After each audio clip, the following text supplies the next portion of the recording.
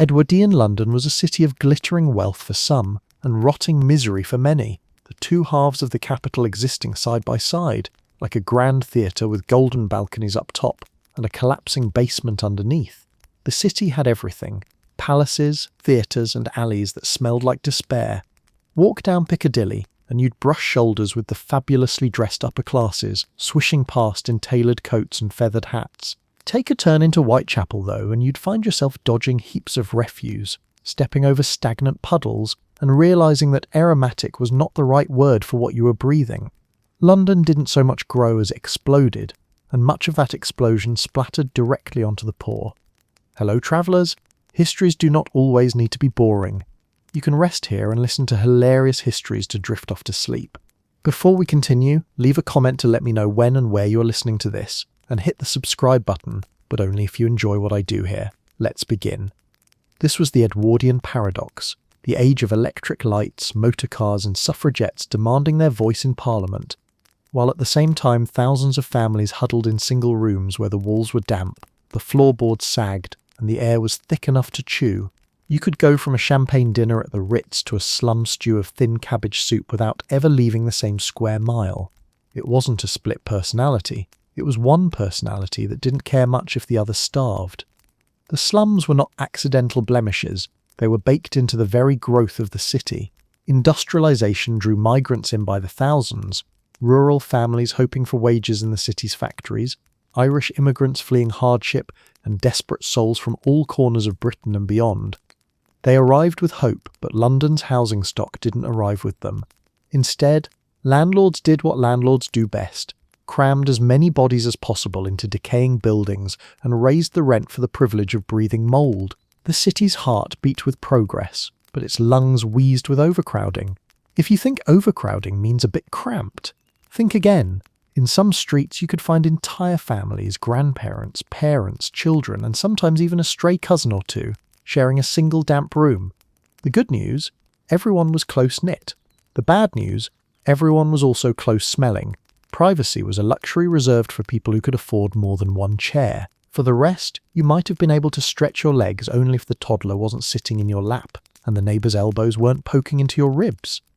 The physical environment of these slums was itself a cruel joke. Roofs leaked so much you might as well keep a bucket by the bed permanently. Floors sagged, threatening to collapse entirely, and wallpaper peeled from damp walls in strips like soggy bandages. The alleys outside were narrow and perpetually wet, even when it hadn't rained, because what was flowing down them wasn't water. If you were unlucky enough to live near a communal privy, then congratulations, you had front row seats to a daily horror show that no amount of Febreze, if it had existed, could cover up. And yet, people adapted. They had to. Life went on, even when life seemed allergic to the idea. Children grew up learning to play in alleys where danger and disease were as common as skipping ropes. Adults developed a kind of hardened humour, the sort of gallows wit that could make a laugh out of misery. If breakfast didn't kill you, well, you could always joke about how dinner might. In a way, that humour was a survival tool, because if you couldn't laugh at your neighbour's bedbug problem, you'd probably cry about your own. To walk into a slum street was to enter a world that looked, smelled and sounded entirely different from the glittering avenues just a carriage ride away. This wasn't the London of postcards or tourist photographs. This was the London where home was something you endured more than enjoyed. If you wanted to understand the Edwardian era, you couldn't just marvel at its progress. You had to wade through its nightmares too. The nightmare wasn't only in the buildings or the smells. It was in the sheer inequality of it all. A world where one class dined on silver while another dined on scraps, both existing in the same city, as though the wealthy had simply decided poverty made for excellent background decoration. And here's the cruelest part: it was all considered normal. Newspapers might occasionally wring their hands, reformers might raise their voices, but on the ground, for the people living it, the nightmare was just Tuesday, and that's the story we're diving into. The story of London's slum nightmare, of the families who lived it, the conditions they endured, and the way it shaped the Edwardian city. This isn't just a story about bricks and mortar. It's about the human cost of progress, the invisible price tag dangling off every glowing electric bulb and every fashionable West End playbill. Because the truth is, London's success was built on the backs of the poor, who carried the burden of its growth without ever tasting its rewards. For every dazzling electric theatre, there were streets plunged into darkness, and for every aristocratic banquet, there was a child chewing on stale bread. Edwardian London wasn't a tale of two cities. It was a tale of one city that had perfected the art of pretending not to see itself. And if you think this introduction sounds grim, well, it is. But don't worry, we're just getting started, because now that you've stepped into the nightmare, it's time to see how it actually took shape. Next, we'll look at what happens when a booming population collides with a housing system held together by greed and wet plaster. Spoiler, it's not pretty. Industrialization and migration packed thousands into spaces meant for hundreds. London was a magnet, pulling in people with promises of work, wages, and the glitter of city life. The problem was that the magnet was already covered in rust, and the shiny surface was reserved for those with money. The rest got stuck to the underside, wedged into overcrowded districts that bent, cracked, and finally buckled under the sheer weight of bodies. Privacy meant your neighbour only coughed toward you instead of directly on you. The Edwardian years were the hangover after the Victorian industrial binge. Factories, docks, warehouses, and railways had expanded so quickly that the city's housing stock didn't just lag behind, it gave up entirely. Families streamed in from the countryside, fleeing agricultural decline, or from Ireland, pushed by poverty and lack of opportunity, and they arrived with hope clenched in their fists. The city welcomed them with jobs, yes, but it handed out housing like a cruel landlord, scarce, shabby, and overpriced. London had more people than it knew what to do with, and the result was a metropolis that looked like a lavish banquet on one side of the table, and a breadline on the other. Take East London as an example. Neighbourhoods like Bethnal Green and Whitechapel weren't just busy, they were bursting. Imagine a street designed for a few hundred people. Now imagine that street swelling with several thousand like a circus tent stuffed with too many clowns. The houses hadn't been built to handle that kind of strain, and so landlords divided them, chopped them and split them into tiny cubicles. Bedrooms became apartments, hallways became lodgings, and attics once reserved for storage became the last resort for desperate families. London, in essence, was trying to solve a math problem. Infinite people divided by finite rooms. The answer was misery. Overcrowding was more than uncomfortable. It was a daily struggle for survival. Rooms measured not in square feet, but in how many mattresses could be crammed on the floor. In one survey, inspectors found multiple families squeezed into a single 10-foot square room. That meant sleeping, eating, and living in a space smaller than the modern walk-in closet. The ceiling might drip, the floor might sag, but the rent was still due at the end of the week. In fact, high demand meant slumlords could charge scandalous sums for quarters so tight that you could shake hands with your neighbour without getting out of bed. Why did people endure it? The short answer, jobs. London's booming industries needed labour. The docks of the Thames bustled with ships carrying goods in and out of the empire, and factories churned out textiles, furniture and machinery at breakneck pace. This meant work, but not necessarily stability. Many jobs were casual, with men waiting at dock gates each morning in hopes of being chosen. A day without work meant a day without wages, and that meant risking eviction from an already miserable home. People tolerated the unbearable because the alternative, unemployment in a strange city, was worse. The pressure of migration reshaped entire communities. Streets became patchwork quilts of different backgrounds. English rural families mixing with Irish newcomers, Jewish immigrants fleeing pogroms in Eastern Europe, and others from across the empire. This gave certain slum districts a lively, diverse character, but diversity didn't pay the rent. What it did pay in, unfortunately, was tension. Overcrowding made neighbours into rivals. Water taps, shared privies, and scarce space often led to quarrels. And with everyone packed shoulder to shoulder, gossip and resentment spread as fast as disease. If overcrowding destroyed personal comfort, it also destroyed any sense of order in the city itself. Streets clogged with humanity became impossible to navigate. Shop fronts were hemmed in by makeshift stalls, and alleyways filled with lodgers spilling outside their own lodgings. Nighttime was no relief. The sheer density meant that quiet hours never arrived.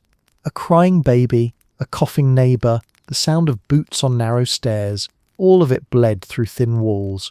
Sleep wasn't rest, it was a brief intermission between episodes of exhaustion. Authorities knew the problem, of course, but solving it was another matter. Census data showed shocking figures. In some boroughs, population density climbed to several hundred people per acre. Reformers spoke of a moral and physical crisis, as though moral decay was somehow less horrifying than the physical one. Middle-class observers wrung their hands in Parliament or wrote earnest pamphlets about the problem of the slums, but their solutions were often piecemeal and paternalistic. Telling families to live more cleanly was easy when you had a house with running water, less easy when 10 people shared one chamber pot. The most sinister effect of the population boom was that it normalized overcrowding. For the residents, cramming 3 families into one room wasn't extraordinary, it was the only option. The line between survival and collapse blurred. A family might manage to scrape together rent for a cramped cubicle, only to find that a bad week of wages sent them tumbling into homelessness. Then, it was the streets, or worse, the workhouse. In a cruel twist, the more people crowded into London, the more valuable those slum properties became, which meant landlords had no incentive to improve them. The more the city grew, the more its poorest shrank into invisibility. The overcrowded housing crisis was the direct offspring of the Edwardian boom, a city whose ambition sprinted forward, but whose infrastructure limped behind. And it left scars not just on the skyline, but on the lives of millions who grew up without knowing what it meant to have a space to themselves. The cost of progress wasn't measured in pounds, but in square inches. So when we talk about the nightmare of Edwardian London, this is the foundation. A city with too many people and nowhere to put them. A place where families were packed in tighter than cargo in the ships that docked on the Thames, where the dream of opportunity turned into a claustrophobic nightmare, and as suffocating as the rooms were, the worst was still to come. Because next we're stepping inside those so-called homes, the tenements themselves, those vertical prisons of damp brick and despair, and trust me, they make cramped sound like a luxury. Multi-family houses were divided into cramped cubicles that barely qualified as homes. In fact, calling them homes was almost an insult to the concept of shelter. They were more like vertical filing cabinets for human beings, each drawer stuffed until it could barely close. If you had 4 walls, congratulations, you were better off than the family living in the hallway. The tenement was the signature feature of London's slums. Once upon a time, many of these buildings had been grand houses for the respectable middle class, comfortable townhomes with staircases, fireplaces and parlours. But as the city's wealthy drifted westward in search of cleaner air and wider boulevards, the landlords of the East End discovered a new business model: cut the old houses into as many rentable units as possible, no matter how absurd the divisions. Parlours became dormitories, kitchens were turned into bedrooms, and cellars, dark, damp and rat-friendly, were suddenly affordable lodging. From the outside, some tenements still carried a faded dignity. Their brick facades might hint at better days, their windows still framed by crumbling decorative cornices, but step inside, and any illusion collapsed. The narrow stairwells reeked of damp clothing and coal smoke, the walls were stained with years of soot and moisture, and the air felt heavy, as though it had already been breathed by too many people, and decided to retire. Stairs were often broken or missing railings, making each climb to your room a small gamble with gravity. Children learned early to tread carefully, or to slide down on their backsides when wood rotted underfoot. Inside the cubicles, life was claustrophobic at best and suffocating at worst. Space was rationed like wartime sugar. A single room might house not only a family of 5, but also a lodger squeezed into the corner to help pay rent. Furniture was minimal, usually a bed, a chair, and maybe a battered table, and sometimes those beds were rented out in shifts. Yes, hot bedding wasn't just a phrase, it was an economy. One worker slept during the day while another claimed the same mattress at night, still warm from its previous occupant. The good news, you saved money. The bad news, you inherited your bedmate's lice. And if you were unlucky enough not to have a cubicle at all, you lived in the common lodging house. These were the barracks of the slum world, giant rooms lined with straw pallets, each bed separated only by imagination. Privacy wasn't even a concept here. You might drift to sleep to the chorus of coughing, snoring, crying infants and the occasional rat scuttling across your toes. It was the Edwardian version of a budget hostel, except without the fun backpackers or free breakfast. The physical misery of tenement life was compounded by its psychological toll. Imagine raising a child in a space so small that there was no room for play, no air for fresh breathing, no corner to be alone. Arguments flared easily because there was nowhere to escape them. Domestic tensions multiplied when every word echoed off damp walls for all to hear. Quarrels became community theatre whether you wanted an audience or not, and if you weren't fighting with your family, you were overhearing the fights of the family next door. Fire was another constant threat. Tenements were crammed with stoves, candles and coal fires, often in poorly ventilated rooms stuffed with flammable furniture. One spark could turn an entire block into a bonfire. Escape was rarely possible, with narrow staircases acting like deadly chimneys. Reports of families perishing in such infernos filled newspapers, but reforms came slowly. After all, slum tenants had little political voice. To authorities, the poor burning in their homes was less urgent than protecting a West End theatre from smoke damage. Then there was the question of maintenance, or rather, the complete absence of it. Tenement landlords operated on the principle of maximum profit with minimum expense. Leaky roofs? Not their concern. Rotting floorboards. As long as the rent was paid, gravity could handle the rest. Inspectors occasionally condemned entire buildings, declaring them unfit for human habitation. Yet people still lived in them because where else could they go?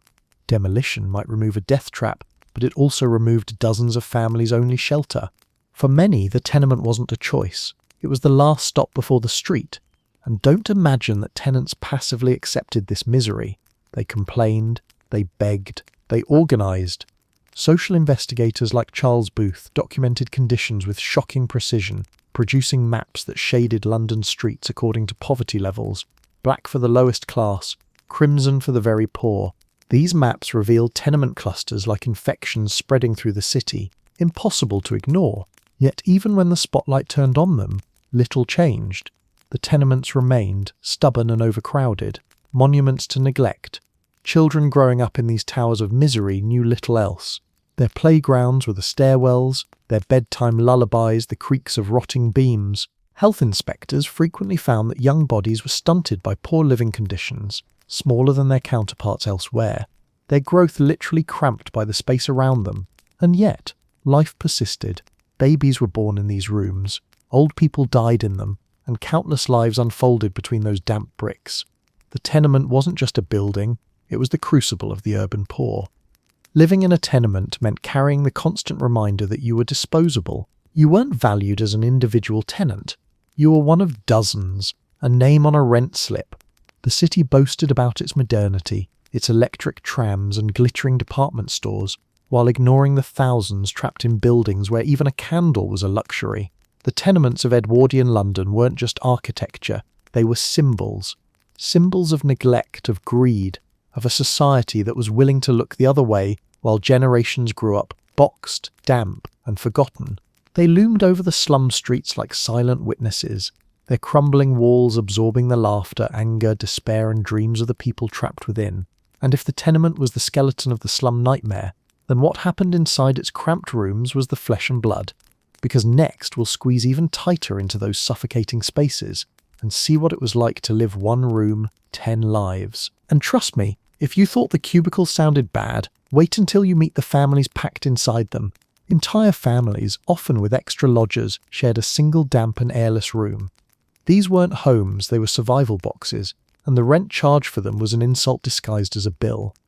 Imagine a space no bigger than a modern living room, stripped of furniture, stripped of light, and stripped of any sense of dignity. Into this box you squeezed a mother, a father, 4 or 5 children, maybe an elderly relative, and if the budget demanded it, a lodger who paid for the privilege of sharing your air. The family dog didn't get its own bed, it got its own lice. Privacy wasn't just rare, it was fictional. Everything happened in that one room. Sleeping, cooking, fighting, childbirth, illness, death, all played out in the same tiny stage set, with no curtain to separate the acts. A sick child might wheeze in one corner, while the father attempted to patch boots in another. The mother stirred a thin pot of stew over a small stove, while the eldest tried to do piecework by candlelight. All the while the lodger, who paid a few pennies to share the space, hovered like a shadow in the corner. In the best of times it was a juggling act. In the worst, it was pure chaos. Beds were the central furniture, if you could call them that. In many cases, a single mattress had to sleep half a family. Children slept crossways to make room, their heads bumping into knees, their toes pressed against each other's ribs. Infants were tucked into drawers or boxes lined with rags.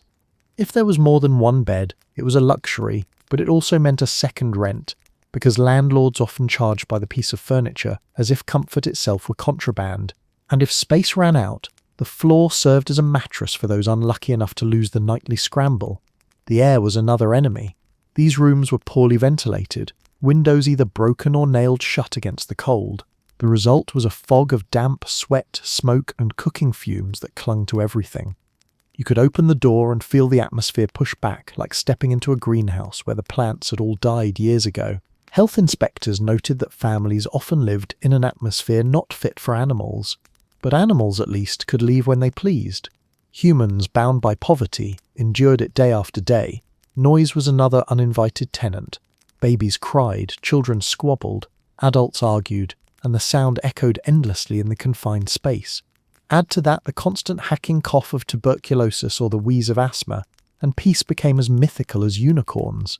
For families, there was no such thing as quiet time. Every sound was everyone's sound. If you wanted to cry privately, you had to do it silently under a thin blanket, pretending to sleep. Sanitation, too, was an ordeal. One room meant one chamber pot, and when you had 10 lives crammed into it, that pot filled quickly. Trips to shared privies outside were dreaded, especially at night when alleyways were dark and unsafe. The stink of waste seeped into the very walls, lingering like an unwelcome guest who refused to leave. It was a reminder that dignity was the first casualty of overcrowding, and yet somehow families adapted. Parents developed an uncanny ability to ignore noise while focusing on their own tasks. Children grew up learning to navigate the cramped geography of the room, tiptoeing around bodies, stepping over outstretched legs, inventing games that required no space at all. A wooden spoon could become a toy, a candle stub a source of fascination. Life shrank to fit its container. People learned not just to survive, but to normalize what outsiders found shocking. The psychological strain, however, could not be ignored. Imagine raising children where every cough was a threat, every knock on the door could mean eviction, and every new mouth to feed meant less space on the bed. Parents bore the brunt of this stress, often working impossible hours only to return to rooms that offered no rest. Children absorbed the tension, their earliest memories shaped by the claustrophobic press of bodies and the smell of unwashed air.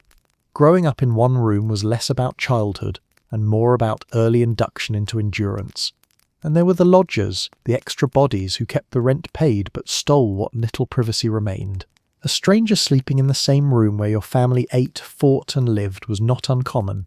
Sometimes these lodgers were kind, even protective of the children. Sometimes they were not, and the risks of exploitation or abuse hung like a shadow in every overcrowded home. The need for survival forced compromises that stripped away safety. One-room living created a peculiar kind of intimacy. Families were bound together not only by blood but by sheer proximity. You knew each other's habits, tempers and flaws in intimate detail. Privacy was a word you heard about in books but never experienced. And when relatives visited, or worse, when another lodger moved in, the squeeze tightened until it felt like even the walls were groaning. Visitors from wealthier districts often recoiled when they stepped into these rooms. Journalists and reformers described the shock of seeing 10 or 12 people crammed into a single airless space. They called it inhuman, degrading, and shocking. For the residents, though, it wasn't shocking, it was life. Complaints were pointless when every other family on the street lived the same way. Survival dulled outrage into resignation. The tragedy of these single-room lives wasn't just the discomfort, it was the way they stole futures. Overcrowding bred disease, sapped strength and crushed ambition. Children raised in such conditions were often too sick to thrive, too weary to learn, too bound by poverty to escape. The room wasn't just four walls, it was a cage. And yet, amid the squalor, moments of humanity flickered. Families sang together to drown out the misery. Neighbours shared scraps of food when possible, and children still found ways to laugh. Laughter was their rebellion, their way of telling the world, we're still here, even if we're crammed in like sardines. But while life inside one room was suffocating, step outside and you faced an entirely different menace. The streets and alleys where smells, refuse and raw sewage waited to ambush your nose. Because as grim as the inside was, the outside wasn't much better. Next, we leave the room and step into the stinking heart of the slum itself, the smell that never left. Rotting sewage, uncollected garbage, and decomposing bodies made the air almost chewable. If you lived in the Edwardian slums, you didn't need a calendar to know what season it was. You could smell it. Winter brought the sharp scent of coal smoke layered over damp walls. Summer, however, was when the nightmare truly bloomed. The heat cooked the slums like an oven full of spoiled leftovers, releasing odours so thick you felt they had weight. Fresh air in Edwardian slums, only if you considered rat breath refreshing. Walking through these neighbourhoods was less like a stroll and more like wading nose first into a punishment. Gutters overflowed with rainwater mixed with animal droppings, chamber pot contents and whatever yesterday's dinner had turned into by morning. The cobblestones gleamed slick with filth, and each step sent up a smell that stuck to your clothes like unwanted perfume. Wealthy reformers wrote about the condition of the atmosphere, but to those who lived there it was simply Tuesday. You didn't just inhale air, you wrestled with it. Garbage collection was unreliable at best and non-existent at worst. Rubbish piled up in alleys until the heaps seemed like permanent architecture. Food waste, broken furniture, rags and bones attracted dogs, cats and of course rats. The rats grew fat, bold and disturbingly comfortable in human company. They would dart under skirts, scuttle across bare feet, and gnaw at whatever could be chewed. Sometimes they gnawed at sleeping people, but the real insult was the smell. The musky reek of rodents mixing with rotting cabbage was the unofficial cologne of the East End. And then there were the open drains. London had built sewers, yes, but slum districts often weren't properly connected, or were overwhelmed by the sheer volume of waste. Overflow was common. A cracked pipe or broken drain meant raw sewage bubbling up into the streets. In some alleys, trickles of liquid brown, green or disturbingly unidentifiable ran down toward gutters, leaving behind an odour that clung like glue. Residents grew used to stepping carefully, but the stench gave no quarter. The problem wasn't just unpleasant smells, it was the way those smells announced danger. The Edwardian poor knew the connection between bad air and sickness, even if germ theory was still not universally accepted. Miasma, the idea that disease floated in foul air, still lingered in popular thought. When the air reeked of sewage, people instinctively feared illness, and with good reason. Tuberculosis, typhoid and diphtheria thrived in these conditions. Parents worried that a child's cough wasn't just a cough, but the herald of another funeral. Summer heatwaves were especially cruel. Dead animals, cats, dogs, horses, were often left where they fell, their bodies bloating in the sun, leaking into the streets. Horse carcasses were particularly gruesome. London relied on thousands of horses for transport, and when they died, disposal was slow. In slum districts, a dead horse could lie for days, gradually decomposing into an unbearable stink while children still played nearby, holding their noses with dirty hands. Even reformers who tried to document these conditions admitted the smell could send them reeling. Imagine what it was like to live there permanently, day after day, nose assaulted with every breath. Inside the homes, the odour was hardly better. Dampness made everything smell of mould. Clothes never dried fully, bedding reeked of sweat and mildew, and food cooked in these conditions picked up the tang of smoke and rot. A loaf of bread left on a table could sprout fur faster than a cat. And when families used chamber pots overnight, the room doubled as both bedroom and latrine until morning. Breathing became an exercise in endurance, and opening a window only swapped one smell for another. Visitors from wealthier parts of London often wrote about the shock of encountering these odours. Journalists compared them to poisonous vapours and deathly fumes. But residents couldn't afford shock. You couldn't hold your nose forever. You had to adapt. Children grew up thinking the stink of garbage was normal, like wallpaper for the nose. Adults, meanwhile, often lost their sense of smell entirely, their senses dulled by years of constant assault. If you could still smell it, congratulations, you were new here. The smell also carried a social weight. For the middle and upper classes, it became symbolic of poverty itself. Reformers described the stench of the slums as though odour was proof of moral decay, blaming the poor for living amid filth rather than recognising the structural neglect that created it. Smell wasn't just physical, it was political. It marked you as part of the underclass, an invisible badge you carried whether you liked it or not.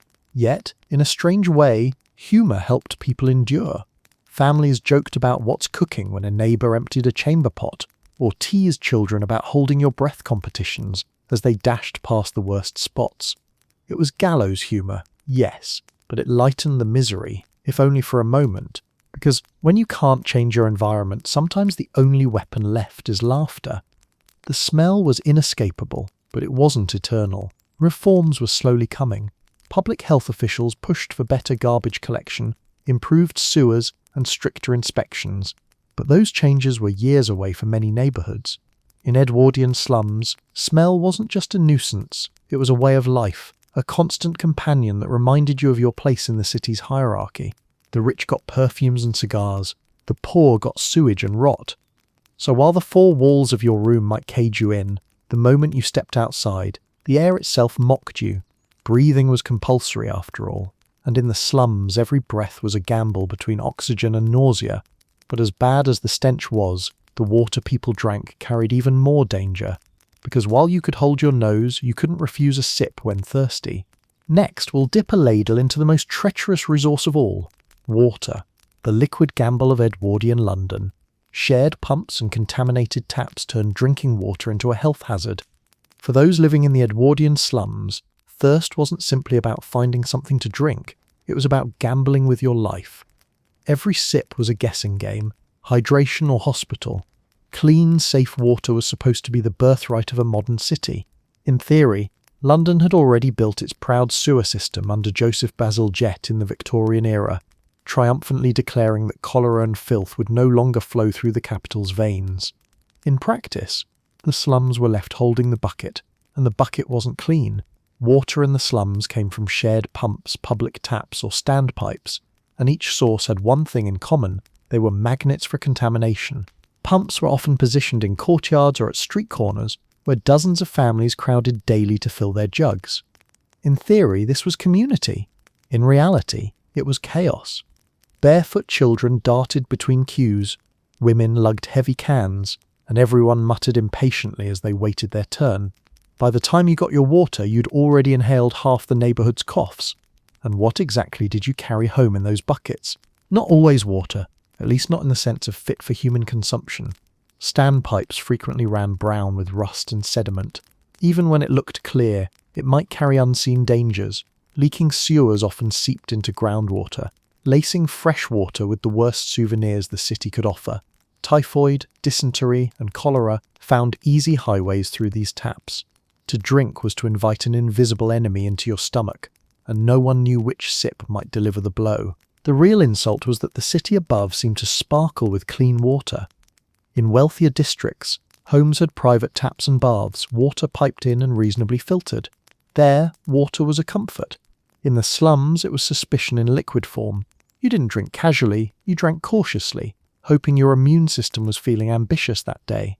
Some families tried boiling water, but fuel was expensive, and coal or wood was often rationed carefully for cooking. Boiling meant using up resources that were already stretched thin. Many simply took their chances, because what choice did they have? Bathing was another ordeal. Shared pumps didn't exactly encourage hygiene. Families might manage a wash from a bucket, but full baths were rare luxuries. The idea of daily showers belonged to another universe entirely.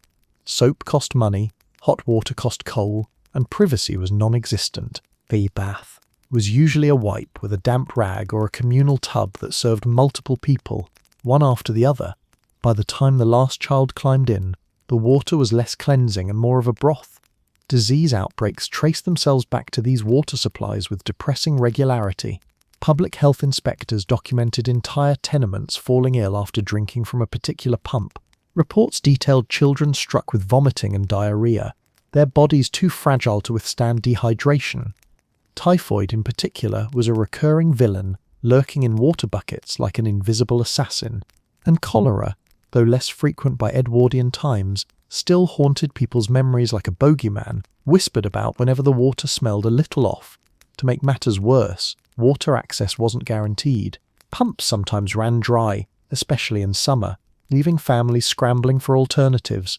That meant scooping from puddles, ditches, or even the river if you were desperate enough. The Thames was technically cleaner than it had been in mid-Victorian times, but no one mistook it for Evian. It still carried industrial runoff, waste from barges, and the occasional floating carcass.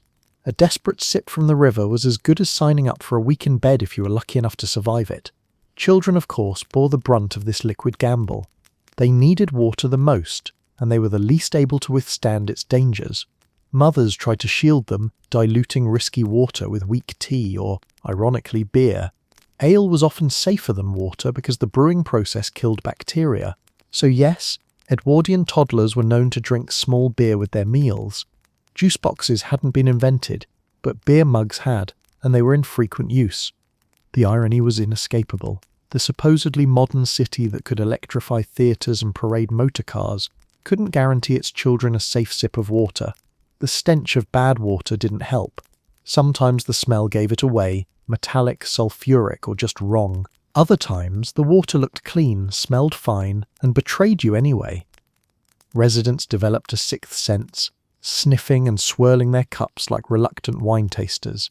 Except instead of deciding between oak undertones and cherry notes, they were deciding between risk of typhoid and possible diarrhea. The water problem also exposed the glaring class divide. Reformers argued that if the city could light up Piccadilly Circus with electric bulbs, it could surely light up a slum court with safe drinking water. But progress was uneven. Local councils bickered over costs, landlords ignored complaints, and by the time improvements trickled in, generations had already paid the price in funerals. Yet, despite it all, people carried on. They fetched, boiled, shared, and worried. But they also adapted. Humour became armour. Hydration or hospital wasn't just a joke, it was a coping mechanism. When the very act of drinking was a gamble, laughter was sometimes the only safe option. So the water, like the air, became part of the slum nightmare. A reminder that survival wasn't guaranteed, not even in something as simple as a cup. And as you set down your bucket and hoped for the best, your stomach churned with suspicion even before the first sip. But thirst wasn't the only hunger gnawing at the slums. Food, cheap, scarce, and often rotten, was the other side of this daily struggle. Because while water might kill you slowly, bad food could finish the job much faster. Next, we'll sit down to a feast you'd rather decline: the Hunger Games of Edwardian slum dining. Daily meals in the Edwardian slums were reduced to cheap, mouldy bread, watery stews, and fake milk. Eating wasn't nourishment so much as a daily dare. Each bite carried the unspoken question: will this fill me up or finish me off? Breakfast didn't energize you, it apologized for existing. Food was less about flavor and more about survival, and even survival seemed to come grudgingly. The first problem was money. Wages in the slums were painfully low and often unpredictable. A dock worker might find himself employed one day and idle the next, while women scraping by with laundry or sewing jobs earned just pennies. After rent was paid, little remained for food. Families stretched their budgets like dough that refused to rise, watering down every meal until it resembled a liquid suggestion rather than actual sustenance. A stew pot was a magician's trick: endless water, a floating cabbage leaf, and the faint memory of meat. Bread was the staple, but calling it bread might be generous. For the poorest families, it was often stale by the time it reached their table, sometimes flecked with mould that could be scraped off if you were picky or ignored if you weren't. Bakers occasionally bulked it out with chalk or alum to give it weight, turning the daily loaf into a chewy test of jaw strength. The rich ate delicate white man-shaped bread. The poor gnawed on hunks of dark, rough loaves that seemed designed less for eating and more for fortifying doorstops. Milk was another cruel joke. Genuine, fresh milk rarely reached the slums. Instead, residents often purchased what was optimistically labelled milk, but was actually water with a splash of chalk or flour stirred in for colour. Some suppliers skimmed off the cream to sell separately, then topped the jug with cloudy water. Children raised on this imitation didn't grow stronger, they grew weaker, their bodies deprived of the calcium and nutrition they desperately needed. When reformers tested samples from slum dairies, the results were enough to make even the cows blush. Meat, when it appeared, was usually scraps offal, gristle, or whatever the butcher couldn't sell to wealthier customers. Pigs' trotters, sheep's heads, and leftover bones were prized not for their quality, but for their price. A family could boil a bone for hours, letting the marrow seep into a watery broth, then reuse that same bone for days. By the third or fourth round, it had given up all hope of flavour, but it still provided the illusion of soup. Actual cuts of beef or pork were rare. When they appeared on a slum table, it was likely someone's lucky day, or someone had pawned their last blanket. Vegetables, too, were hit or miss. Potatoes were reliable, cheap and filling, though often shriveled or green by the time they reached the market stalls in poorer districts. Cabbages and onions were staples, but only because they could be bought cheap and boiled until unrecognisable. Fruit was a rare treat, usually half-rotted by the time it trickled down from wealthier markets. Children gnawed on bruised apples like they were treasures, ignoring the worms that sometimes came free with purchase. Street food was the fast food industry of the Edwardian poor, but it was no safer. Vendors sold whelks, mussels, pies of questionable contents, and baked potatoes pulled from soot-blackened ovens. The baked potato man was a fixture of slum life, his steaming wares promising warmth and calories at a penny apiece. But even these simple foods carried risks. Shellfish often came from polluted waters, and pies sometimes contained more mystery than meat. Reformers joked that God only knows what went into a penny pie, and the Almighty probably didn't want the credit. Hunger itself became a constant background noise. Children went to bed with empty stomachs, and parents often sacrificed their own meals so the youngest might have something to chew. Malnutrition wasn't just common, it was expected. Thin limbs, sunken cheeks and stunted growth marked slum children from their better-fed counterparts across town. Disease found easy hosts in weakened bodies, and the cycle of poverty deepened with every skipped meal. And yet, despite all this, food still carried a strange sense of ritual. Families gathered around a pot, however meagre its contents, and shared what they had.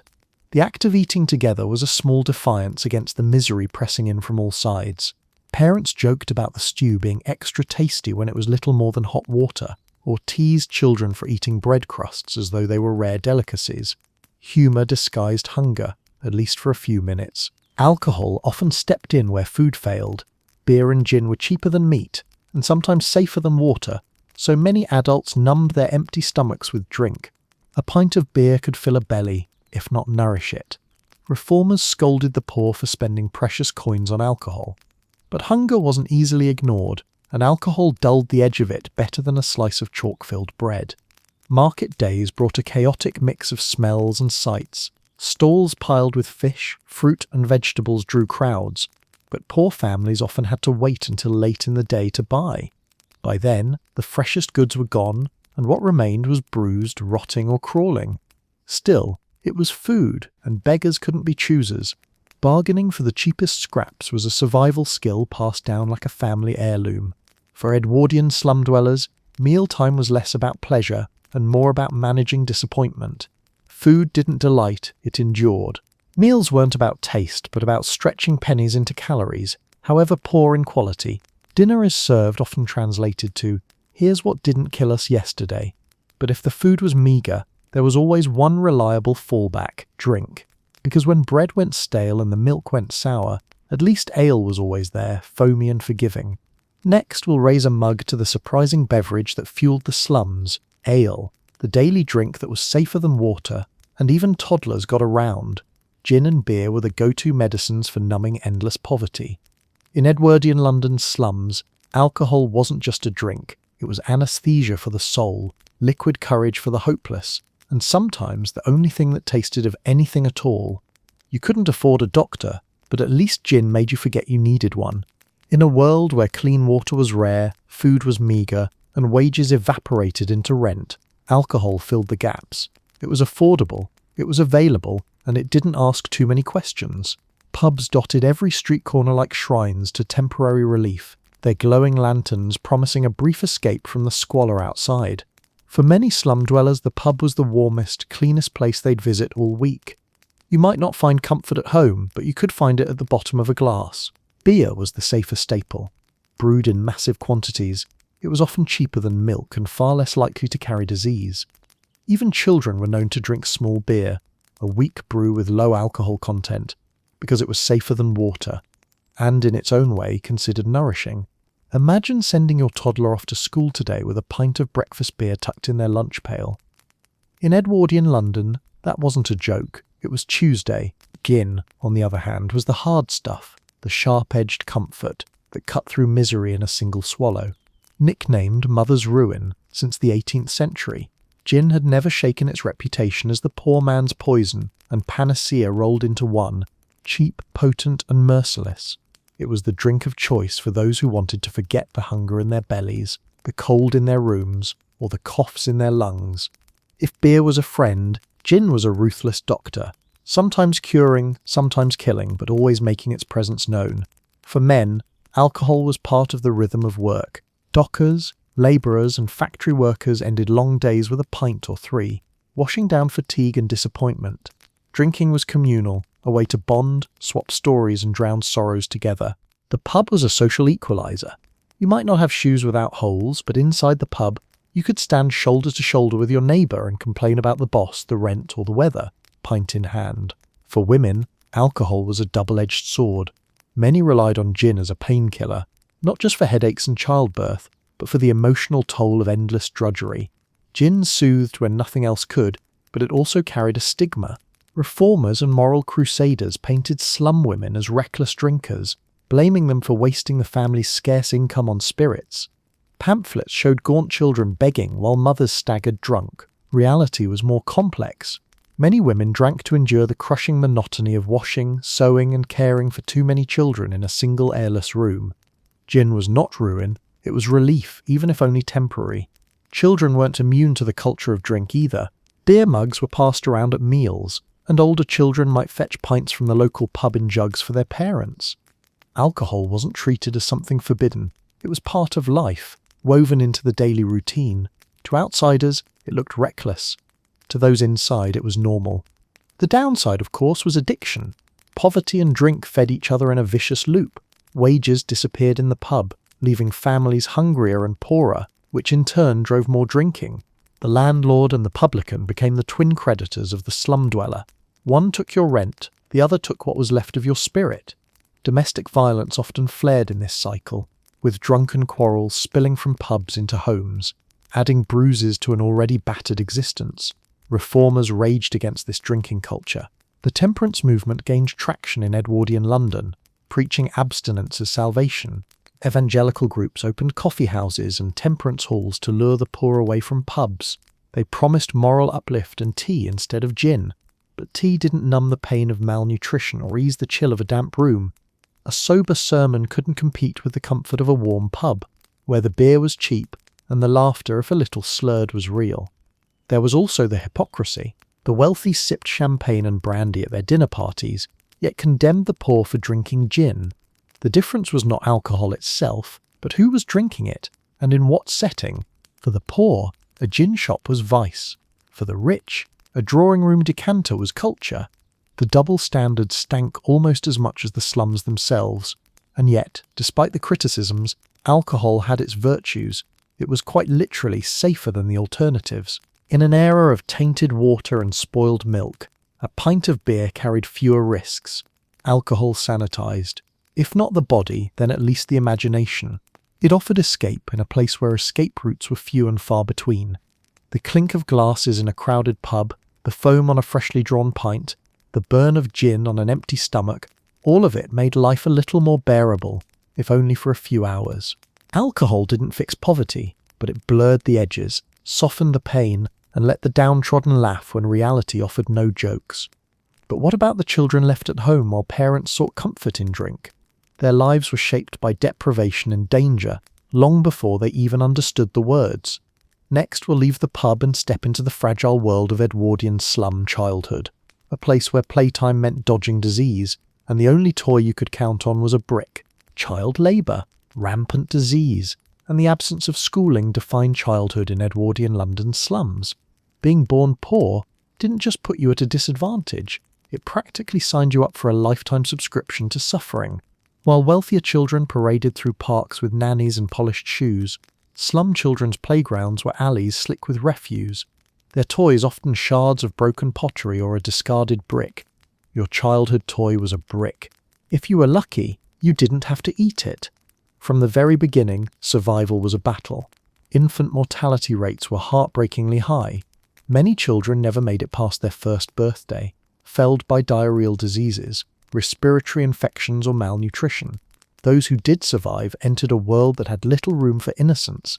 Childhood, as we think of it today, a time of play, learning and discovery, was a luxury reserved for the middle and upper classes. In the slums, you weren't raised so much as rushed toward adulthood. By the age of 6 or 7, many children were already contributing to the household income.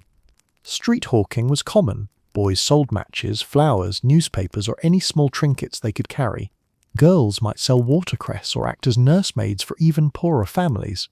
The streets were filled with their cries: paper, matches, watercress, fresh. A chorus of desperation masked as enterprise. Each sale meant another crust of bread on the table, another chance at keeping the landlord from the door. Childhood games often had to wait until the pennies were earned. Others found work in factories, workshops, or even the docks, labouring alongside adults in conditions that would make modern regulators faint. Boys crouched in match factories where phosphorus fumes gnawed at their teeth. Girls sewed until their fingers bled, stitching clothes they could never afford to wear. Many scavenged in rubbish heaps, searching for bones, rags, or bits of metal to sell for a few pennies. They weren't called rag pickers because it was poetic. They were literally picking through filth for survival. Education, in theory, had become more available by the Edwardian era. The Education Acts of the late 19th century had made school attendance compulsory for young children. But the reality in the slums was grim. Families often couldn't afford uniforms, books, or even the absence of a child's income. Inspectors reported classrooms filled with hollow-cheeked, barefoot children who nodded off from exhaustion or fainted from hunger. Attendance was patchy, literacy uneven. For many slum children, education was less about Shakespeare and more about learning to dodge the cane when you turned up late. And then there was disease. Childhood in the slums meant growing up surrounded by constant illness. Tuberculosis carved its way through young lungs, measles and scarlet fever swept through cramped rooms, and whooping cough was almost considered a rite of passage. Weakened by poor diet and polluted air, children had little defence. A cough could escalate into a death sentence, and funerals for small coffins were so common they barely warranted notice. Every child's cough was a warning, wrote one observer, and every funeral a reminder of how little chance they had. Play, when it happened, was an exercise in resilience. Children invented games with whatever they could find. A discarded hoop became treasure. A stick could serve as a bat, sword, or magic wand. Alleyways became cricket pitches, even if the ball was made of rags tied together. They laughed, they fought, they ran, because even in misery, childhood insists on joy where it can find it. The problem was that the streets were not just playgrounds. They were filled with horse-drawn carts, drunken brawls, and open sewage, making every game a test of reflexes and survival instincts. Clothing marked children as slum-born as clearly as their accents. Ragged dresses, patched trousers, and boots with more holes than leather were the norm. Younger siblings inherited whatever their elders outgrew, often until fabric dissolved into threads. Bare feet were common, even in winter. Middle-class reformers were shocked to see children in freezing weather without shoes, but shock didn't buy boots.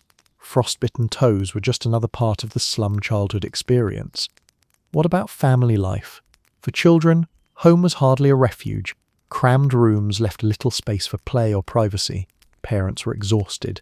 Tempers were short, and alcohol often soured the atmosphere further. Domestic violence, neglect, or simple emotional absence were frequent companions. Yet many parents still tried, against impossible odds, to create moments of care, singing lullabies, telling stories, or saving a crust of bread for the youngest. Love existed in abundance, even when resources did not. Charitable organisations tried to intervene. Missions opened ragged schools, soup kitchens, and orphanages to provide a lifeline. Reformers like Dr. Barnardo established homes for destitute children, rescuing some from the streets. But these efforts, while well-intentioned, reached only a fraction of those in need. For most, charity was a fleeting kindness, not a permanent solution. The saddest truth was that slum childhoods rarely lasted long. Many children didn't survive to adulthood, and those who did often entered it broken in body or spirit. Their growth was stunted, their teeth rotted, their backs bent from labour. The promise of youth was consumed early, leaving only the struggle of survival. For them, growing up wasn't about discovering who they were, it was about staying alive long enough to matter. And yet, amid the hardship, resilience bloomed. Children still laughed at crude jokes, still found excitement in chasing each other through filthy courtyards, still lit up when given even the smallest treat, an orange, a penny toy, a sweet from a vendor. Their laughter was proof that poverty couldn't entirely strangle the human spirit. even if it tried its best. But laughter and play were fragile shields against the harsher realities, because beyond the games and the bricks and the rag balls, children lived in an environment where disease was the constant hunter, and when sickness came, it spread faster than joy. Next, we'll step into the grim heart of the nightmare, the slums as a disease factory, where illness wasn't the exception but the rule. Tuberculosis, cholera, measles, and other diseases spread with lethal efficiency in the Edwardian slums. These weren't occasional outbreaks that shocked neighbourhoods. They were part of the daily rhythm of life. If one kid sneezed, the entire street got a week off, permanently. To live in the slums was to breathe in a cocktail of germs, cross your fingers and hope your body was up to the challenge. Spoiler, most weren't. Start with tuberculosis, the slow killer. It thrived in the damp, airless rooms of overcrowded tenements, spreading invisibly from one coughing mouth to the next. People called it consumption, because it seemed to consume the victim piece by piece. Weight loss, night sweats, bloody coughs, and finally collapse.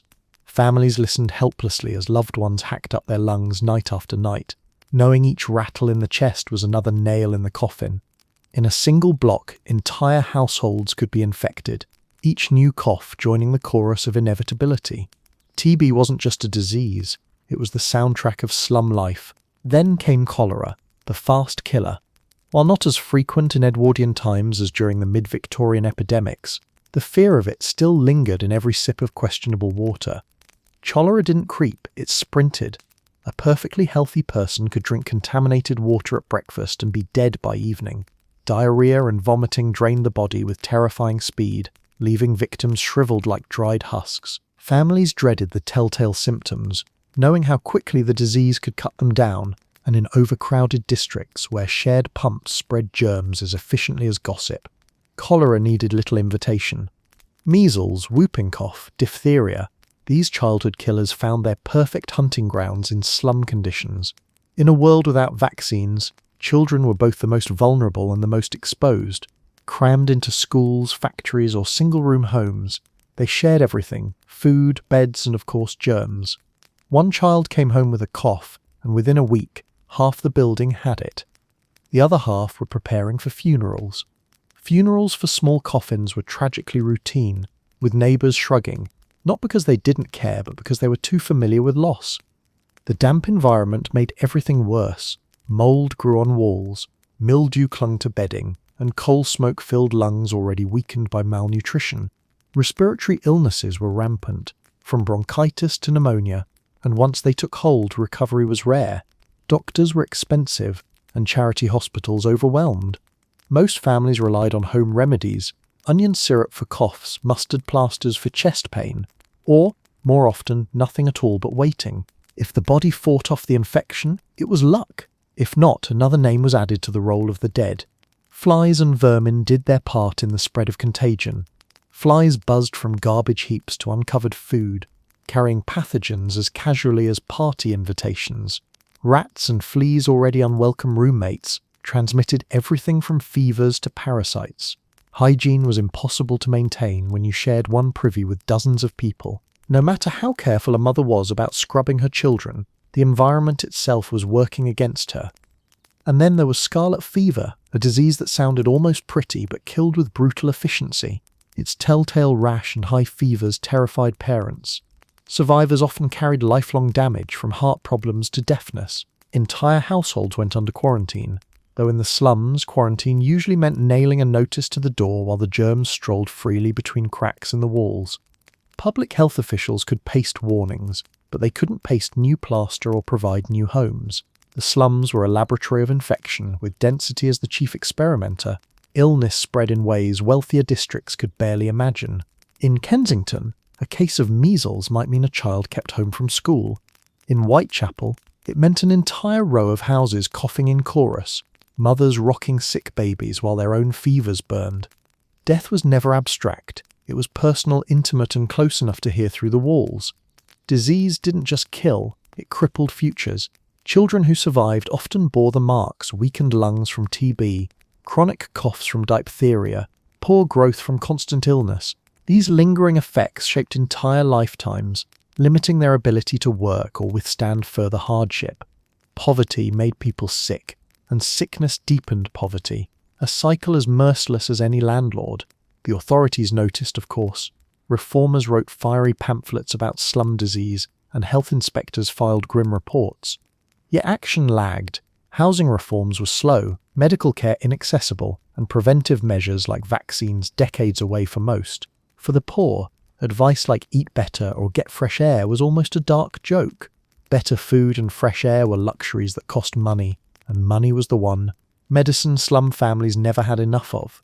And still, amid this bleak picture, people found ways to carry on. Parents sang to sick children, neighbours shared broth or coal when they could, and families clung to hope even when reason said otherwise. Humour even crept in. Coughs were compared. Ailments exaggerated into dark comedy, because if you couldn't laugh at your illness, you might cry instead, and tears never cured disease. The slums weren't just overcrowded homes, they were incubators of infection, shaping the lives and deaths of entire generations. To be born poor in Edwardian London was to enter a lottery with very poor odds, the winning ticket being simple survival. The city's progress, the motor cars, the telephones, the electric lights meant little if you were too busy fighting a fever in a damp room with no doctor. But if disease was an invisible killer, the visible enemies were just as relentless, because alongside sickness, the slums were alive with crawling, biting, scuttling companions.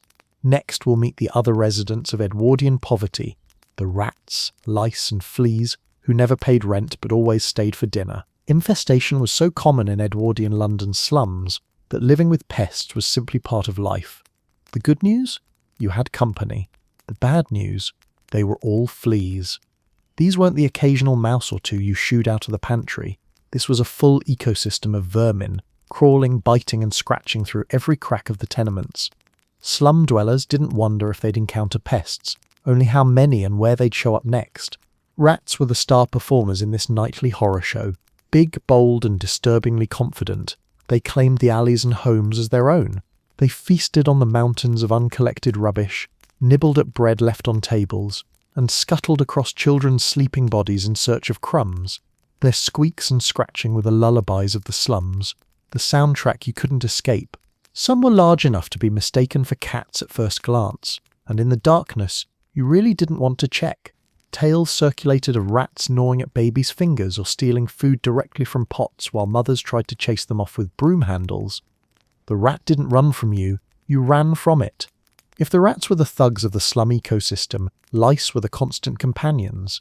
They lived in clothing seams, bedding and hair, thriving in the crowded, unwashed environment.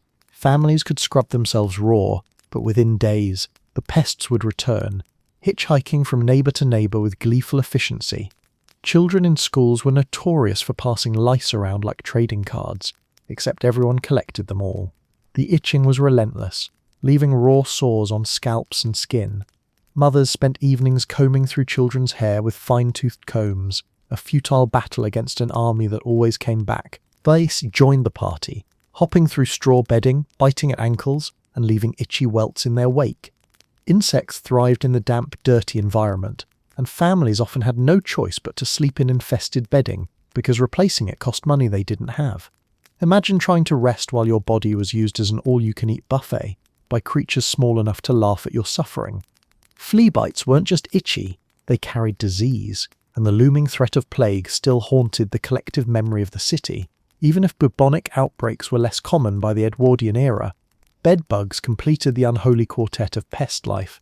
These tiny vampires hid in cracks in the walls and bed frames, emerging at night to feed. Their bites left trails of red blotches, and their smell, a sickly sweet odour, was unmistakable once you knew it.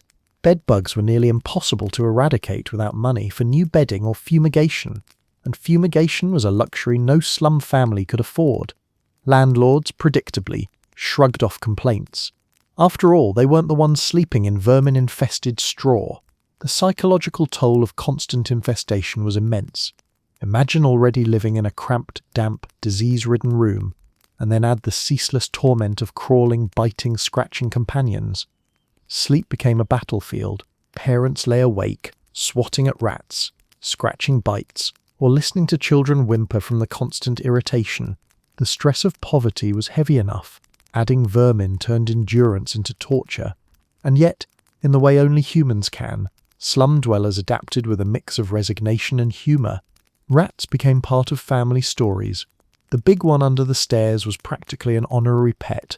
Children gave names to mice that darted across their rooms. Fleas and lice were joked about, because laughing at your parasites was better than crying over them.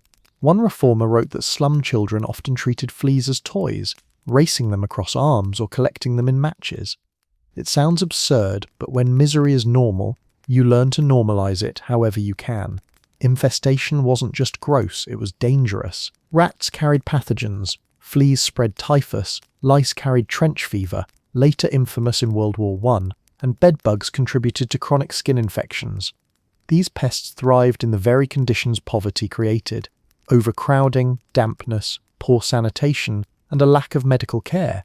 To be infested was not a moral failing, though reformers sometimes framed it that way. It was simply unavoidable when you shared your room with 10 people, your walls with rot, and your food with garbage heaps. Even reformers who braved the slums were stunned by the sheer scale of infestation. Inspectors reported entire tenements alive with vermin, as though the buildings themselves had turned into nests. And while the middle classes recoiled at the thought, the poor simply sighed, complaining wouldn't remove the pests, and landlords had no incentive to fix the problem. Survival meant tolerating it. Still, there were small acts of resistance. Mothers boiled sheets to kill lice, though the pests inevitably returned. Families set traps for rats or kept cats, though sometimes the rats were bold enough to chase the cats. Flea powders and harsh soaps, when affordable, were tried, but their effect was temporary. The battle against vermin was a war with no ceasefire, fought with whatever weapons the poor could cobble together. Infestation shaped the slum experience as much as hunger or disease. To be bitten, scratched and crawled over was simply part of daily life. Vermin didn't just live with you, they reminded you, every waking and sleeping hour, of the city's neglect. They were the physical embodiment of poverty, gnawing not just at food but at dignity. And if the pests crawled inside your walls, crime prowled outside them.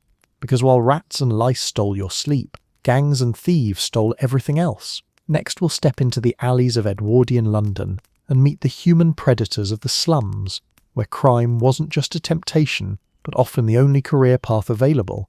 Petty theft, gang violence and random assaults were daily realities in the Edwardian slums. The alleys weren't just dark, they were opportunistic. If your pockets were empty, don't worry, someone would make sure of it. Crime was woven into the fabric of daily life, not as an exciting subplot, but as one more exhausting hazard stacked on top of hunger, disease and vermin. For many, theft wasn't a career choice, so much as a survival tactic.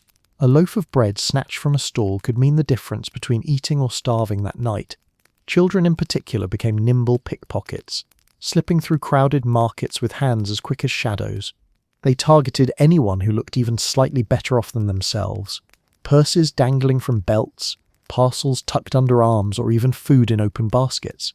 To be poor in London was to live in constant risk of being stolen from, even by the child you'd just given a penny to for selling you matches. But petty theft had its organised cousins. Slum gangs grew out of necessity and desperation, offering protection, companionship, and a cut of whatever spoils were taken.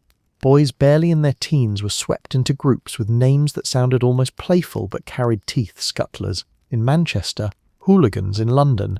These weren't polite schoolyard clubs. They fought rival gangs with knives, belts or fists wrapped in cloth, terrorised shopkeepers, and controlled patches of alleyway turf like miniature warlords. Violence wasn't a last resort, it was a badge of belonging. If you wanted respect or at least fear, you had to prove your toughness in the alleys. Adults were hardly absent from this economy of crime. Drunken brawls spilled out of pubs into narrow streets. Fueled by frustration and cheap gin, knife fights weren't rare, and robbery often accompanied them. Women, too, found ways to survive through theft or fencing stolen goods. For some, prostitution overlapped with crime, as women robbed clients as readily as they served them. Others acted as fences, discreetly buying stolen goods from children or gang members and reselling them in markets. Crime was a family business more often than polite society cared to admit. And then there were the random assaults. Walking home late at night through a slum alley was as risky as rolling dice. A dark corner might hide a thief waiting to knock you down and rifle through your clothes, or a gang spoiling for a fight might single you out as easy prey. Even if you had nothing worth stealing, the risk of violence was real. A casual beating could send a man home bloodied. And for women, the dangers were worse. Darkness in the slums was rarely peaceful. It was a hunting ground. Law enforcement existed, but its presence was inconsistent at best.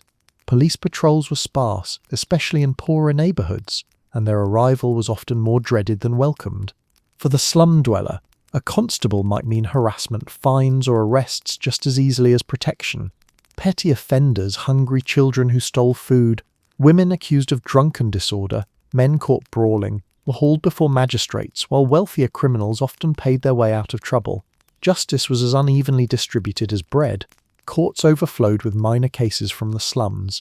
Newspapers loved printing dramatic tales of ragged urchins caught stealing apples or desperate women accused of drunken brawls. The public devoured these stories, half horrified, half entertained, as though crime in the alleys was London's ongoing soap opera. But behind each headline was a human story, a family too poor to buy food, a youth with no work, a mother numbing herself with gin. Crime wasn't glamorous, it was survival, with bruises. Children raised in this environment often viewed crime not as a moral choice, but as the only available career path.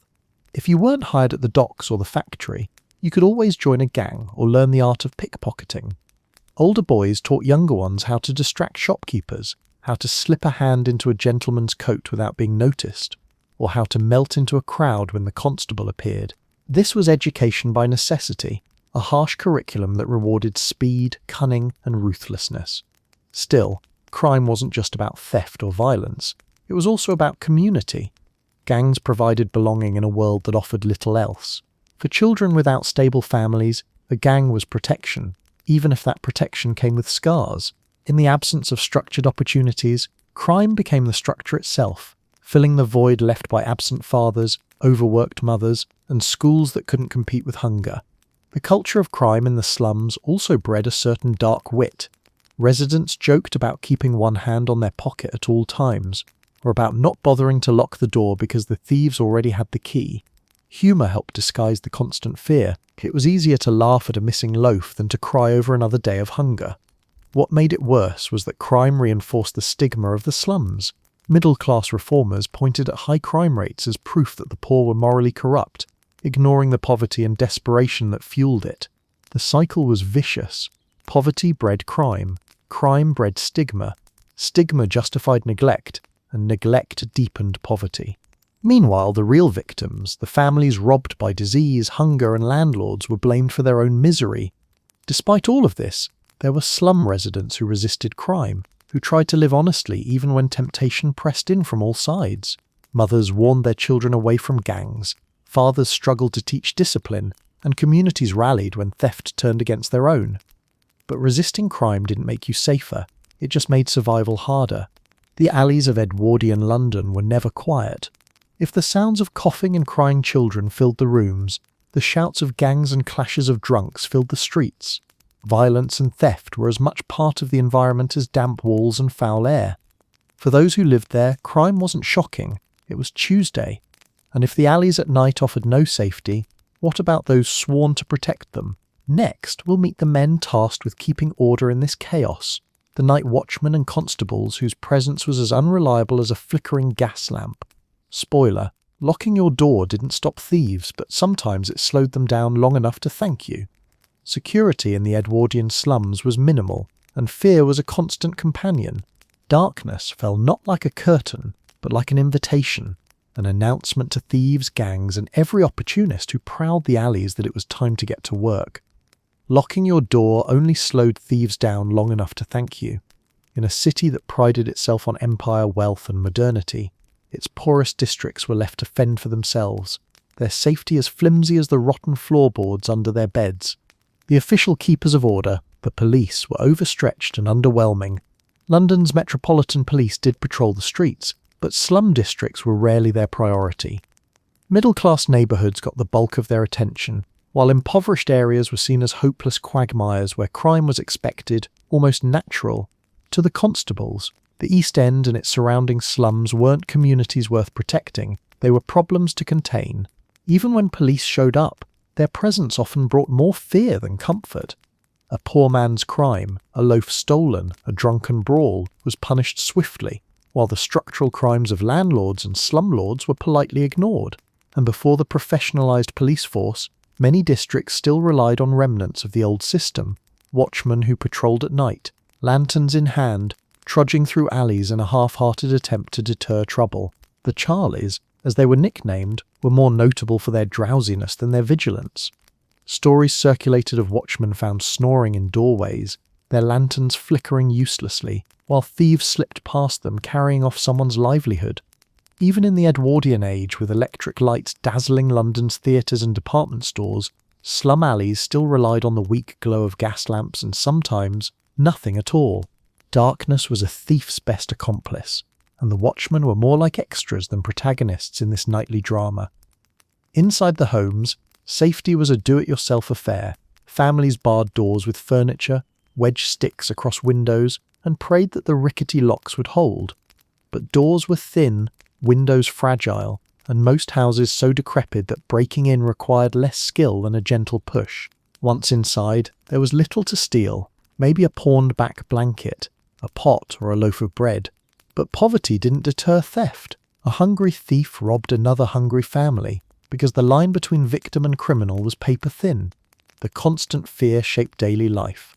Women walking home from work after dark clutched shawls tight, scanning every shadow. Children sent to fetch water at night hurried back with pounding hearts, urged by parents to keep to the light, even when the light barely lit a few feet ahead. Families whispered about the gang that operated 2 streets over, or the drunk who assaulted passers-by. Violence wasn't exceptional, it was expected. The absence of reliable safety also meant that residents had to depend on each other. Neighbours banded together, warning each other about thieves, shouting for help when someone was attacked, or even forming informal patrols. But communal defence only went so far. A street could rally against a lone drunk, but against organised gangs or determined burglars they were as helpless as anyone else. The strength of solidarity couldn't compensate for the weakness of resources. Fear wasn't confined to theft or violence. Fires often broke out in the slums, spreading quickly through wooden staircases and damp, flammable walls. Without proper alarms or equipment, residents relied on frantic shouts to wake neighbours. Safety was always improvised, never guaranteed. Even illness contributed to insecurity. A sick neighbour could mean contagion slipping silently through the building, a threat as deadly as any knife in the dark. In every sense, slum life was life without a safety net. The irony was that while slum residents feared nightly dangers, reformers and moralists feared them. To the middle classes, slums weren't victims, they were breeding grounds of crime and vice. Dangerous classes was a term often used, lumping struggling families together with hardened criminals, as if poverty itself was criminality. This attitude shaped policing priorities. Rather than protecting the poor, authorities watched them with suspicion, convinced that slum dwellers needed containment more than care. It was a vicious circle: neglect bred crime, crime bred stigma, stigma justified neglect. For the people themselves, coping meant developing a sort of fatalistic humour. They joked about how easy it was for thieves to walk in, or how watchmen did more sleeping than patrolling. A man might boast, half serious, that he left his door open because there was nothing left worth stealing. Women might quip that if you wanted protection, you'd better marry someone with a big voice, since shouting was the best alarm system around. In a world where safety was a fantasy, laughter became a kind of shield against despair. The absence of safety seeped into the very atmosphere of the slums. Nights were thick with unease, every creak and shuffle carrying the weight of potential danger. Children learned young to keep their heads down, their voices quiet and their eyes alert. Parents slept lightly, ears tuned to the smallest noise. Fear became second nature, baked into the routine of survival. Yet life went on, families endured, neighbours supported each other, and the community adapted to the insecurity that hung over every alley. The city boasted of progress, of telephones, suffragettes and motor cars. But in the slums, the most advanced technology most families possessed was a bolt that sometimes held. And if safety was absent, so too was equality. Women in the slums bore an even heavier burden, navigating not only the dangers of theft and violence, but also the crushing weight of gendered expectations. Next, we'll step into their world, the endless labour, the the exploitation, and the impossible choices of women living in the shadows of Edwardian poverty. Women endured endless domestic labour, unsafe factory work, and widespread exploitation in Edwardian London slums. Poverty didn't just press down on them, it wrung them out like damp laundry. Their choices were laundry, sewing, or dying young, sometimes all three at once. While men might at least escape the home by chasing day work at the docks or factories, women's lives were an endless cycle of drudgery that chained them to both household and wage labour, with little thanks and even less protection. At home, the domestic load was crushing. A slum mother was part cleaner, part cook, part nurse, part disciplinarian, and part firefighter, sometimes literally. She managed families of 6, 7 or more in a single room, keeping children fed on scraps and keeping husbands from raging when hunger soured their moods. Cooking meant coaxing a few vegetables and a bone into something resembling stew. Cleaning meant scrubbing endless grime, often without soap or hot water, and since vermin didn't politely stop at the doorstep, mothers spent hours waging unwinnable wars against lice, fleas and bedbugs. It wasn't just labour, it was trench warfare with a mop. Then came the endless laundry. Mountains of it. Washing was done by hand, boiling water when fuel was scarce, and scrubbing clothes against boards until knuckles bled. Soap was precious, and water carried from public pumps in heavy cans was rationed between cooking, cleaning, and bathing. Laundry days filled whole alleys with steaming tubs and wet rags hanging from every available line. By the evening, backs ached, hands were raw, and there was still dinner to prepare. In reformer reports, women's exhaustion dripped through the lines. One described mothers who looked twice their age by 30, their faces carved by fatigue as much as by time. Domestic life wasn't their only burden. Most women also worked outside the home, because a husband's wages rarely covered rent, food and fuel. Piecework was common, sewing shirts, stitching boots or rolling cigarettes at home for pitiful pay. Employers paid by the piece, not the hour, which meant women raced the clock, their backs bent and eyes straining by candlelight. Some stitched until their fingers blistered, only to earn a few pennies that barely stretched to bread. The irony of creating clothing you couldn't afford to wear wasn't lost on them. It was one more reminder that their labour clothed the nation but left their own children barefoot. Others toiled in factories. Match factories, notorious for phossy jaw, left women disfigured by the toxic phosphorus used in match heads. Laundry workshops filled the air with scalding steam and bleach fumes. Textile mills deafened their workers with the roar of machinery. While accidents mangled fingers and arms, hours were long, conditions unsafe, and wages insulting. If men earned barely enough to live, women earned even less because employers believed female labour was worth half as much. When work wasn't available, desperation pushed women toward more dangerous trades. Prostitution was widespread, not always from choice but from necessity. With children hungry and rent overdue, a night's earnings on the streets could make the difference between eviction and survival. Yet women who turned to this work were condemned as immoral by the very society that left them no alternative. Police harassed them, reformers pitied them, and clients exploited them, all while the hunger in their bellies remained the same. Motherhood added another layer of hardship. Pregnancy was relentless. Births were frequent, medical care rare, and maternal mortality heartbreakingly high. A slum woman might give birth in the same bed where she had just washed laundry, with only neighbours or older children to help. Babies arrived into rooms already overcrowded, already infected, already unsafe. Many mothers buried multiple children before they reached adulthood, each loss etching grief into their already tired faces. Yet they carried on, because they had no choice but to keep going for the ones who remained. Exploitation wasn't only economic, it was social. Women were expected to be the moral backbone of their families, to keep children in line, husbands sober, and homes orderly, all while grinding themselves down to exhaustion. If a man drank too much, people blamed his wife for not managing him properly. If children stole, society scolded mothers for failing to instill discipline. Women bore the brunt of poverty, but they were also blamed for its consequences. They carried responsibility without power, labour without recognition. And still, amid all of this, women carved out networks of support. Neighbours shared childcare, watched each other's infants while one went to fetch water, or pulled scraps of food for a sick mother. Female solidarity was often the only safety net. In many slum courts, it was women who organised the borrowing clubs, stretched pennies to cover emergencies, and defended each other when tempers or fists rose at home. They were the unacknowledged managers of the community, holding the line even when everything else fell apart. Humour and resilience were part of their survival kit.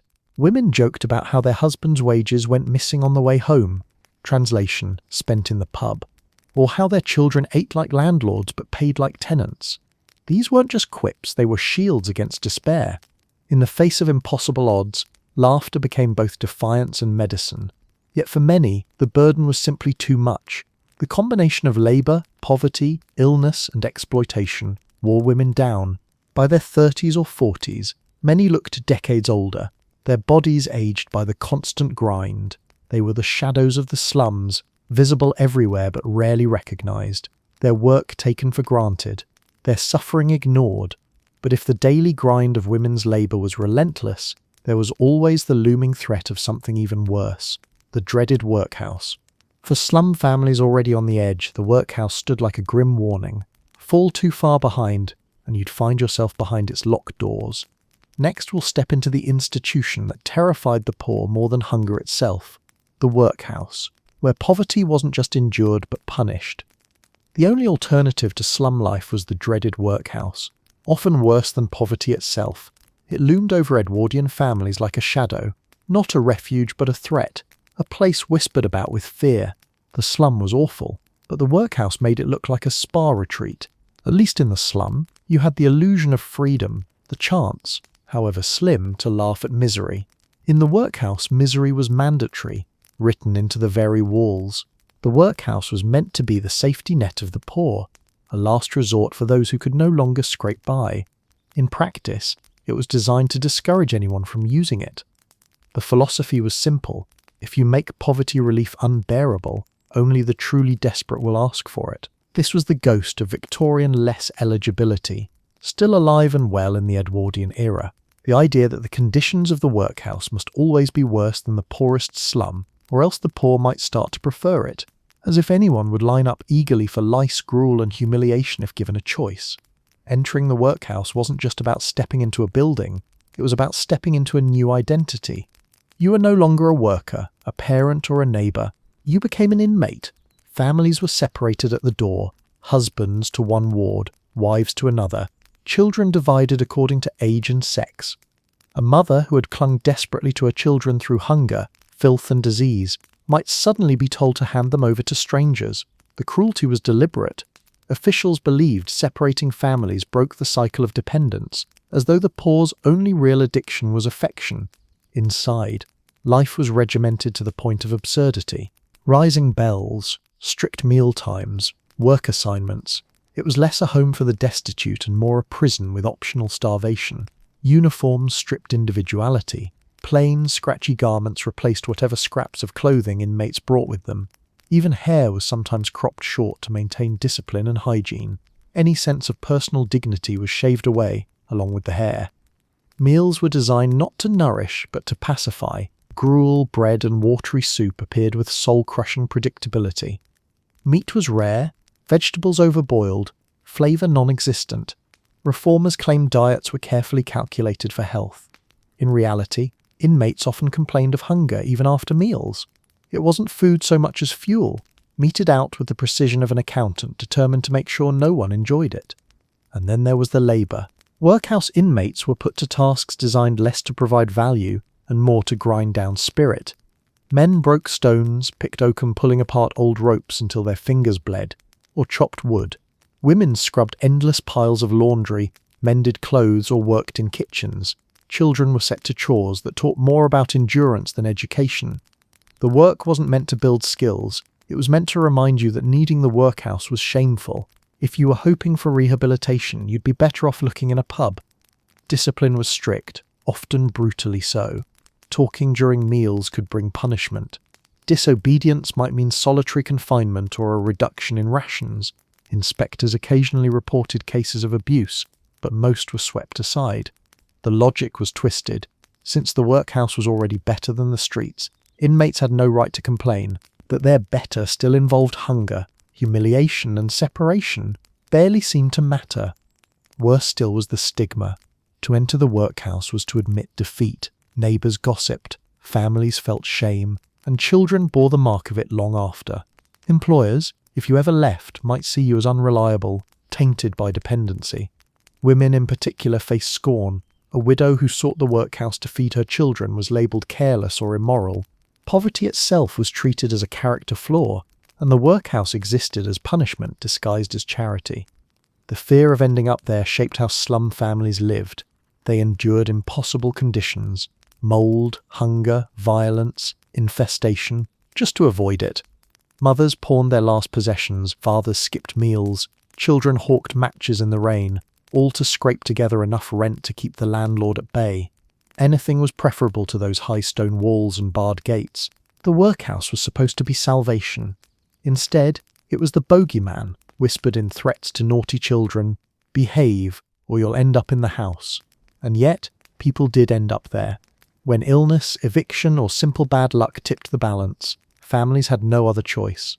They entered with dread, lived with humiliation, and sometimes never left. For the elderly poor, the workhouse became their final address. Many died within its walls, buried in pauper graves without headstones, their lives reduced to lines in a ledger. Reformers debated the system, some arguing for more humane treatment, others doubling down on harshness. Gradually, improvements trickled in, better diets, less brutal labour, but the core remained. The workhouse was not there to help but to warn. It was the stick wielded against the poor, reminding them that no matter how bad the slum was, it could always get worse.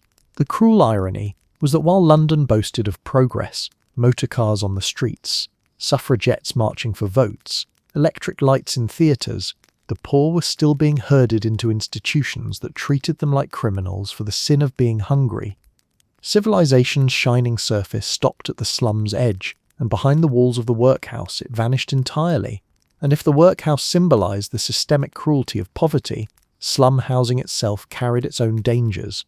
Because beyond hunger, beyond vermin, beyond even the workhouse, families faced another nightly threat: collapsing roofs and sudden flames. Next we'll step into the disasters that struck without warning, the fires and collapses that turned already fragile lives into rubble and ash. Overcrowded tenements frequently burned down or collapsed without warning. For families in the Edwardian slums, your ceiling wasn't just decoration, it was a daily lottery of will it fall today. These weren't the freak accidents of an otherwise safe city. Fires and structural failures were regular reminders that the buildings themselves were as hostile as the conditions inside them. The architecture of the slums was a patchwork of decay. Many tenements had been respectable townhouses decades earlier, sliced into cubicles until the walls looked like a butchered carcass of plaster and wood. Repairs were rare, maintenance a myth. Roofs leaked, beams sagged, and staircases groaned under the weight of too many feet. When landlords noticed the damage, their solution was often to collect the rent and hope gravity had a sense of humour. For tenants, hope was the only insurance policy available. Fire was the most common disaster. Packed with wooden staircases, flammable furniture, and open flames for cooking, tenements were tinderboxes waiting for a spark. One overturned candle, one coal rolling out of the grate, one careless match, and the whole building could become a torch. With rooms packed wall to wall, flames leapt from one corner to the next in minutes. Escape routes were practically non-existent.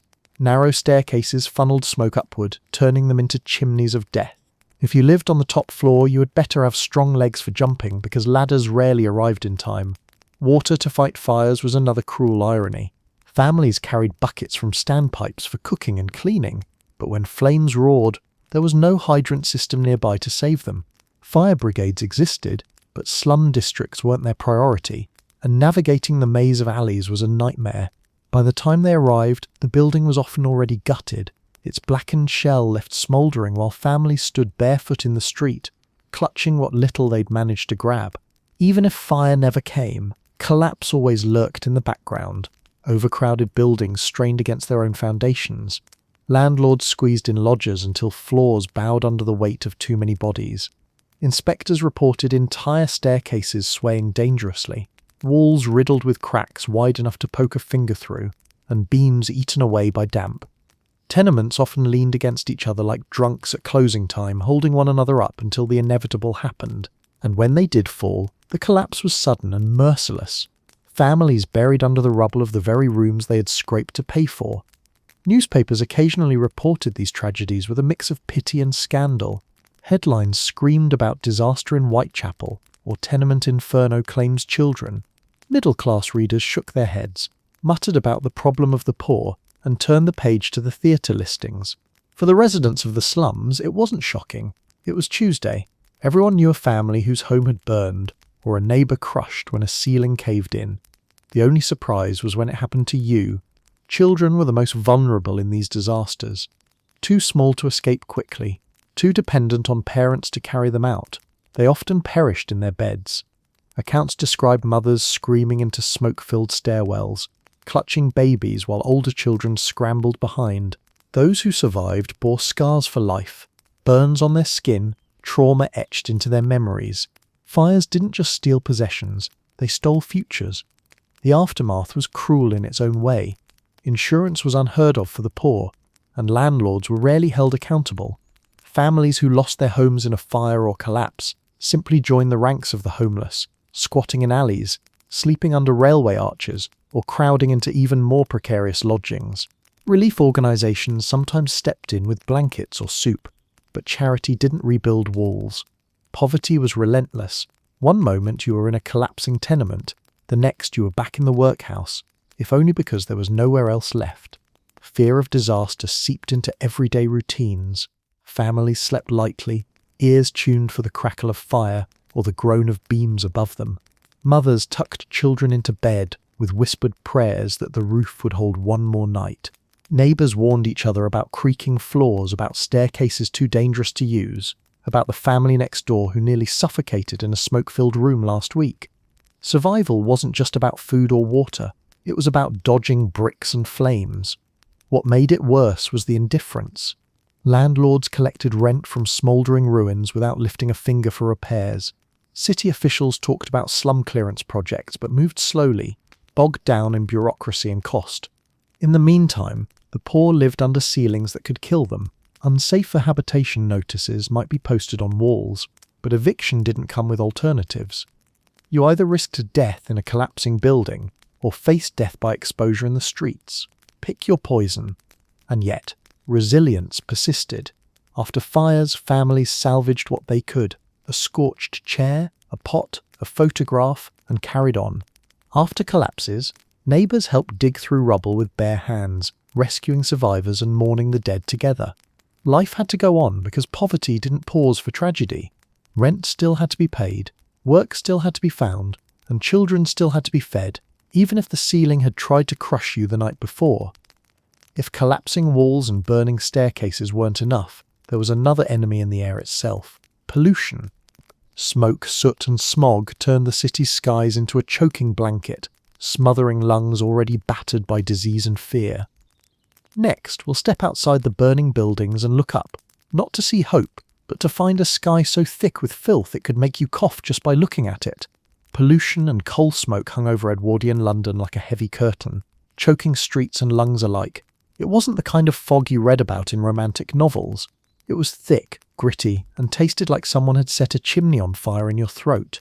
The weather forecast: dark grey with a chance of coughing.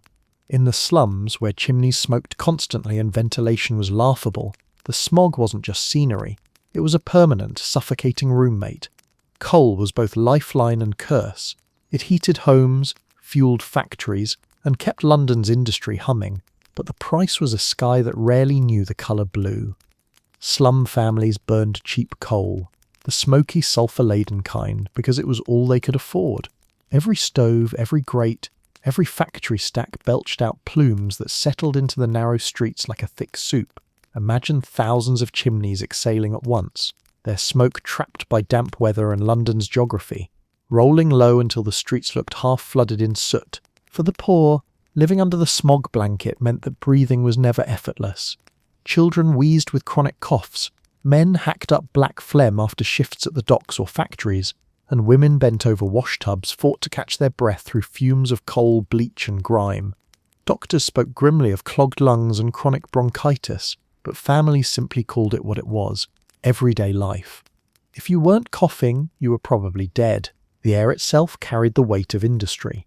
The slums backed onto railways, docks and factories, each pumping out its own contribution to the toxic haze.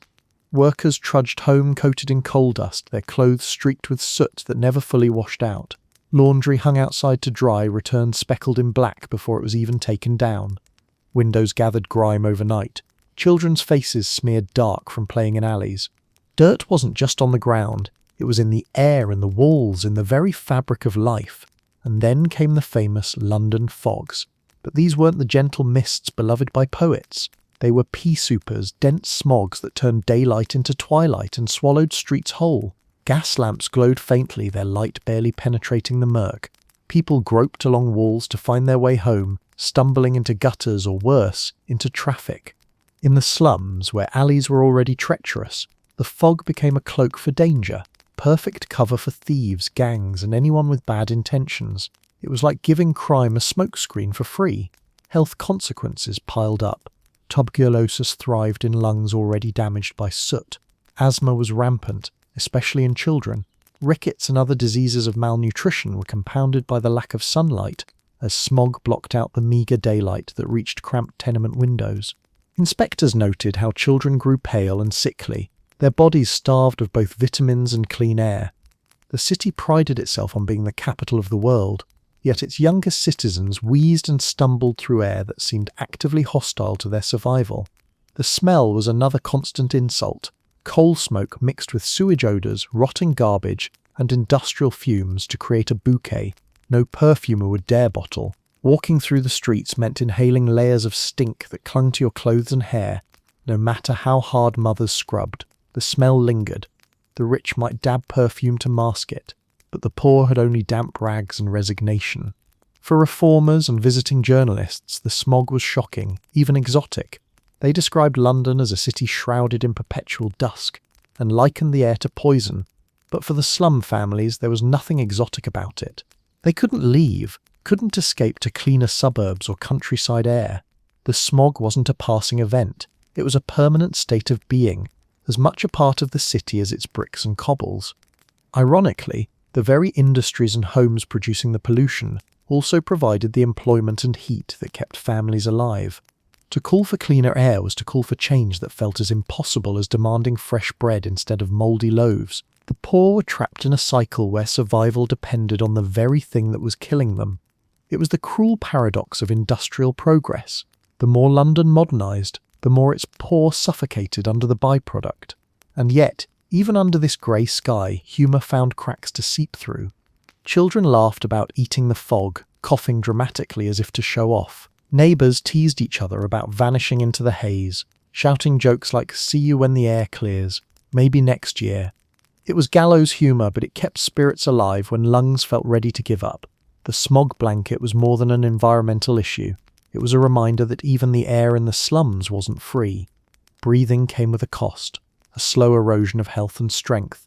To live there was to wake each day not to a sunrise but to another day of grey suffocation. And, if the smog choked the lungs, the noise of the slums battered the ears, because survival wasn't just a matter of what you breathed, it was also what you heard, day and night, in alleys that never slept.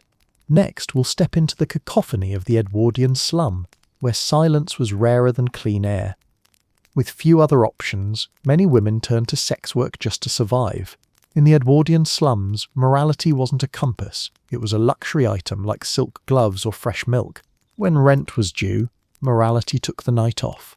For countless women, the choice wasn't between virtue and vice, it was between feeding their children or watching them starve. The conditions that pushed women into prostitution were brutally simple. Wages were too low, jobs too scarce, and safety nets practically non-existent. Laundry work, sewing piecework, or domestic service brought in pennies that barely covered bread, let alone rent.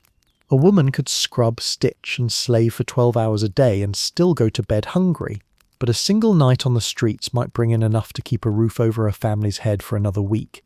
It wasn't temptation, it was arithmetic. The slums made it easy for the trade to flourish. Narrow alleys and dark courts offered discreet corners, and pubs provided both customers and cover. Areas like Whitechapel, Shoreditch and Clerkenwell gained reputations as hotspots for streetwalkers, as they were called. Police reports described them haunting gaslit corners, whispering to passing men, or waiting near lodging houses. Some operated from brothels disguised as coffee houses or lodging rooms, while others worked alone, braving the streets regardless of weather or danger. The clientele wasn't just the stereotypical drunk labourer stumbling home from the pub. It ranged from factory workers and sailors to clerks and even gentlemen from better-off districts who crept into the slums for thrills. Hypocrisy ran rampant. Society condemned the women, not the men who paid them. Reformers railed against fallen women, but rarely against the customers who made them fall.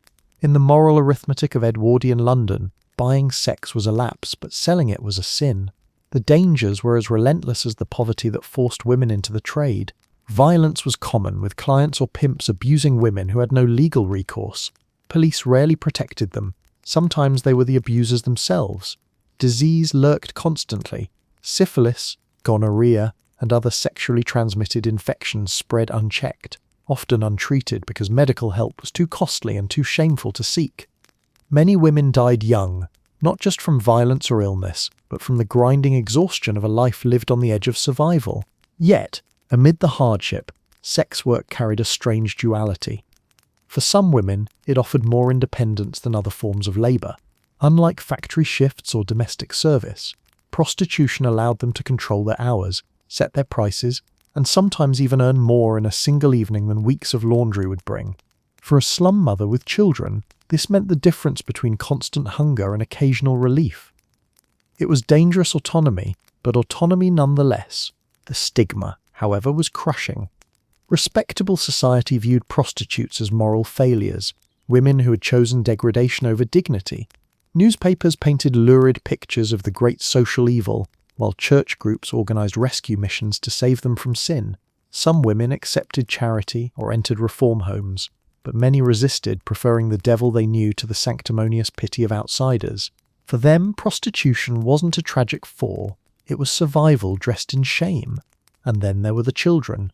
Many prostitutes were mothers, their earnings spent not on drink or pleasure, but on bread, shoes or rent.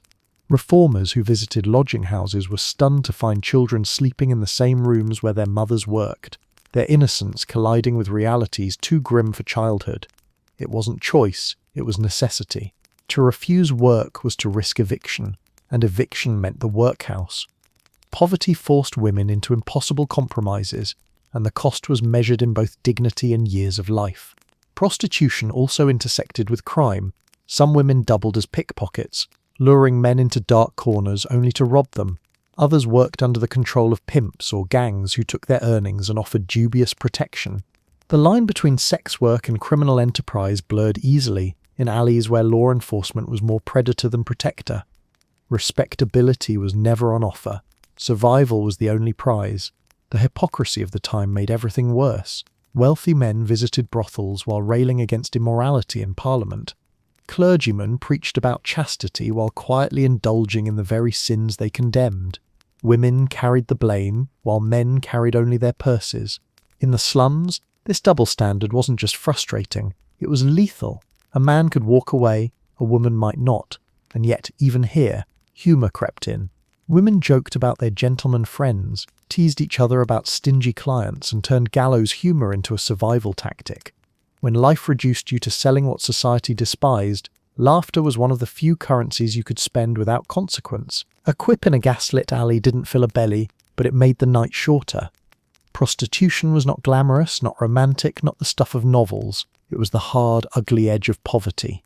It stripped away illusions of morality and revealed the city's brutal truth when survival was at stake. Society's rules bent or broke, and women paid the price. But if women endured stigma for their survival choices, the same society that judged them turned its moral panic outward. Reformers, journalists and politicians obsessed over saving the poor from their own lives. Next, we'll step into that uncomfortable arena, the moral panic of the reformers, who wrote pamphlets about poverty but rarely tasted it, and who believed words could disinfect what coal smoke, hunger and desperation had already soaked through. Middle-class crusaders were horrified by slum conditions and tried to fix them from afar. They toured the alleys with handkerchiefs pressed to their noses, scribbled notes in leather-bound journals, and went home to warm fires and full dinners. Their shock was genuine, their pity sometimes heartfelt, but their solutions were often laughably detached. They wrote pamphlets about your suffering. You still couldn't eat the pamphlet. Reformers were a diverse lot. Some were philanthropists who genuinely wanted to improve lives. Others were do-gooders armed with condescension, and still others were politicians looking to score moral points. They published reports that described the horrors of overcrowding, disease and crime in lurid detail, each sentence dripping with righteous outrage. 10 persons to a room, they exclaimed, as if shocked that poor families didn't schedule themselves like guests in a hotel. Their accounts filled newspapers and journals, scandalizing the middle classes, who gasped over breakfast tea before returning to comfortable routines. The reformers' toolkit was words. Pamphlets, books, speeches and endless meetings where the poor were discussed as though they were curious specimens in need of study. To read these tracts, you'd think slum dwellers spent their days either coughing dramatically or committing petty theft. Rarely did reformers highlight resilience, humour, or the dignity of survival.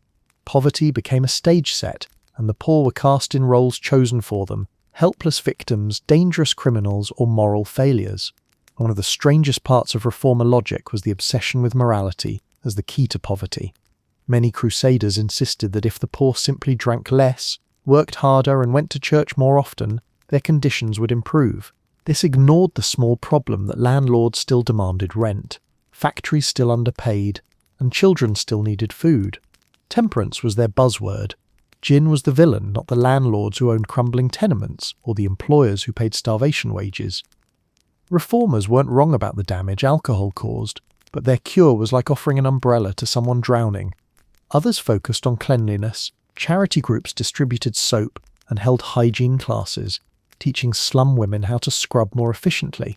The advice usually came from women who had never hauled a single bucket of water from a public pump. Imagine telling a mother of 6, living in a one-room hovel infested with vermin, that her children would be healthier if she simply bathed them more often. It was tone-deaf at best, cruel at worst. Soap didn't solve starvation. Housing reformers had slightly more practical ideas. They pushed for slum clearance, tearing down the worst tenements to build new model dwellings. On paper, this looked noble. In practice, it often displaced families who then had nowhere affordable to live. The shiny new housing blocks came with higher rents, which meant the very people they were meant to help couldn't move in. Reformers celebrated clean courtyards and airy windows while evicted families crammed into even worse lodging elsewhere.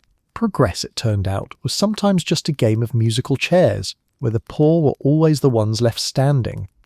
The moral panic extended into schools and churches too. Reformers preached education as salvation, insisting that literacy and Bible study would rescue children from crime. And indeed, education mattered. But when children fainted in classrooms from hunger, handing them a book instead of bread wasn't much of a solution. Knowledge is power, reformers declared. Food is power, the slum children might have replied if they had the strength. Reformers also loved to sensationalize. They described slum alleys as jungles and families as tribes of savages, using language that dehumanized even as it claimed to help. This fueled middle-class fascination with slumming, the fashionable pastime of visiting poor districts to gawk at poverty before retreating to safety. Slum tours became a kind of grim theatre, where respectable ladies and gentlemen could cluck their tongues at misery as if it were an exhibit. The poor didn't need visitors, they needed rent money, but sympathy, it seemed, was easier to give than bread. Not all reformers were blind to reality. Some did incredible work, founding hospitals, opening ragged schools, creating charities that provided clothing, food or shelter. Figures like Octavia Hill worked tirelessly for better housing, while Dr. Barnardo offered homes for destitute children. But even these efforts couldn't match the scale of need. For every family helped, dozens more slipped through the cracks, and even well-meaning reforms often reinforced the idea that poverty was a personal failing, rather than a structural trap. What reformers succeeded at most was making the slums visible to polite society. Their words forced middle-class London to acknowledge the nightmare lurking in its own city. But acknowledgement wasn't the same as action. Slum dwellers were studied, written about and pitied, but rarely empowered. Solutions were drafted in drawing rooms, while the people meant to benefit from them carried water, buried children, and dodged falling plaster. The paradox of reform was this: it shone a spotlight on suffering while casting the poor themselves into shadow. Reformers spoke about them, rarely with them. Poverty was a problem to solve, but the poor weren't invited to offer solutions. Instead, they were lectured, instructed, and occasionally rescued, always on terms set by those who didn't share their struggles. Charities offered free meals and basic aid, though quality was questionable at best. Free soup, flavour optional, water guaranteed. In Edwardian London's slums, philanthropy was both a lifeline and a punchline depending on whether you had the stomach for what was being ladled out. The charitable spirit of the era came wrapped in equal parts compassion, condescension, and thin broth. Soup kitchens were the beating heart of charitable aid. Run by churches, missions, and benevolent societies, they promised hot meals to those who could not afford even the cheapest crust of bread. At their best, they were havens of warmth in a city where fires burned low and stomachs burned with hunger. Long lines formed outside mission halls, children clutching tin cups, mothers balancing infants, men with hollow eyes waiting for something, anything to fill their bellies. Inside, steaming pots awaited, though the contents often looked suspiciously like dishwater with ambitions.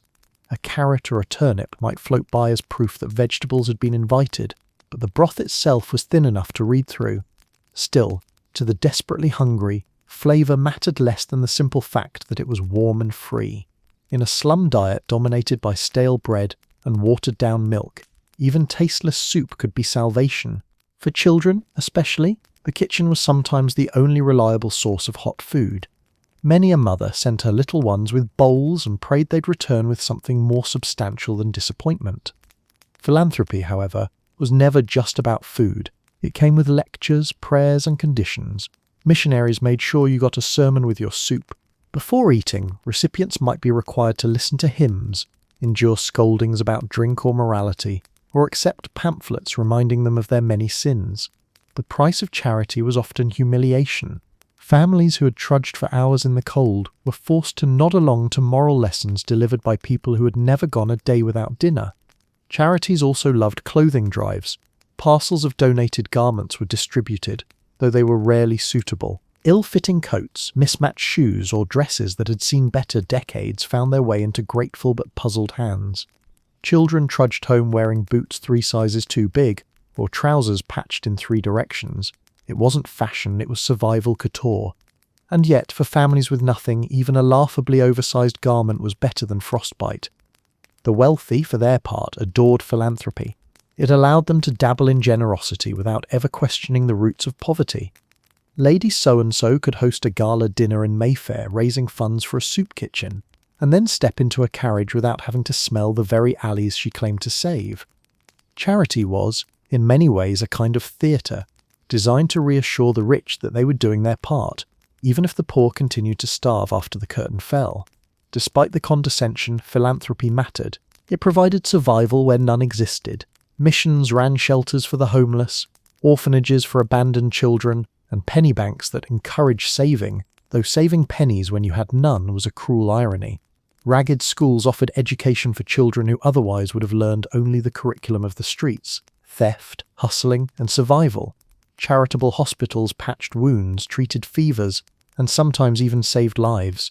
For many, these efforts were the thin line between life and death, but the help came unevenly. Some charities focused more on converting souls than filling stomachs. Others prioritized the deserving poor, widows, children, the visibly disabled, while shunning the undeserving like drunkards, prostitutes, or able-bodied men out of work. The idea that poverty could be divided into categories of moral worth made for good committee debates but left many people excluded from aid. A starving child might be fed, but a mother might be turned away for the crime of smelling like gin. There was also the issue of pride. Many slum dwellers hesitated to seek charity, fearing the stigma. To stand in line for soup was to admit failure, to mark yourself as desperate. Some would rather skip meals than be seen at the mission hall. The shame wasn't imagined, it was cultivated. Reformers and philanthropists often spoke of the indolence of the poor, treating recipients less as people in need and more as case studies in moral weakness. Every ladle of soup came with a side serving of judgment. Yet even here, humour found its way in. Slum dwellers joked about the soup's thinness, claiming it was boiled with a shadow of a bone, or that the flavour drowned on the way to the pot. Some even teased that the sermons were more filling than the broth. The poor turned charity into satire, mocking the system that fed them just enough to keep them breathing. It was resilience wrapped in laughter, a way to reclaim dignity from the indignity of dependence. In the end, philanthropy was both essential and inadequate. It kept families alive, but did not solve poverty. Soup kitchens filled stomachs but not futures. Clothing drives warmed children but did not change their prospects. The root causes, low wages, exploitative landlords, unsafe housing, remained untouched. Charity was a bandage over a festering wound, useful for stopping the bleeding, but powerless to cure the infection. And so the poor learned to take what they could get: soup, sermons, second-hand shoes. Gratitude was real, but so was bitterness. Philanthropy gave, but it also reminded them of what they lacked, and of the vast gulf between giver and receiver. If soup kitchens were the band-aid, political reform was supposed to be the surgery.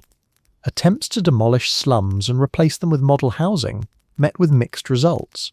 Reformers saw it as progress, officials declared it a triumph of modern planning, and newspapers hailed it as a step towards civilization. But for the poor actually living in these new buildings, model housing was like a diet version of misery, less crowded but still miserable. It wasn't transformation, it was redecoration with stricter rent. The push for housing reform grew from decades of hand-wringing over the state of London's slums. Fires, disease outbreaks and damning reports from reformers embarrassed the city into doing something, if only to appease middle-class outrage. Beginning in the late Victorian period and carrying into Edwardian times, the London County Council and charitable trusts like the Peabody Trust began demolishing notorious rookeries and replacing them with model dwellings. Rows of tall red brick blocks rose where crumbling hovels once stood, complete with proper staircases, individual flats and even amenities like shared courtyards. On paper it looked like a revolution, but the reality was murkier. Demolition scattered families who could no longer afford to live in the neighbourhoods they had called home for generations.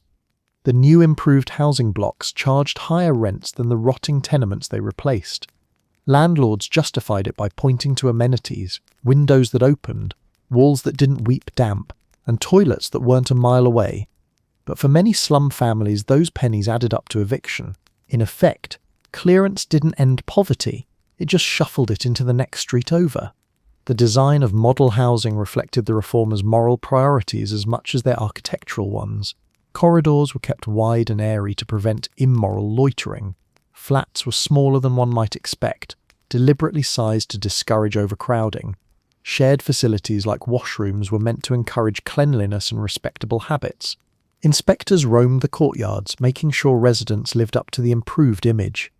In many ways, these housing blocks were less homes than experiments, laboratories for testing whether the poor could be reshaped into tidy, obedient citizens if given brick walls and moral lectures with their leases.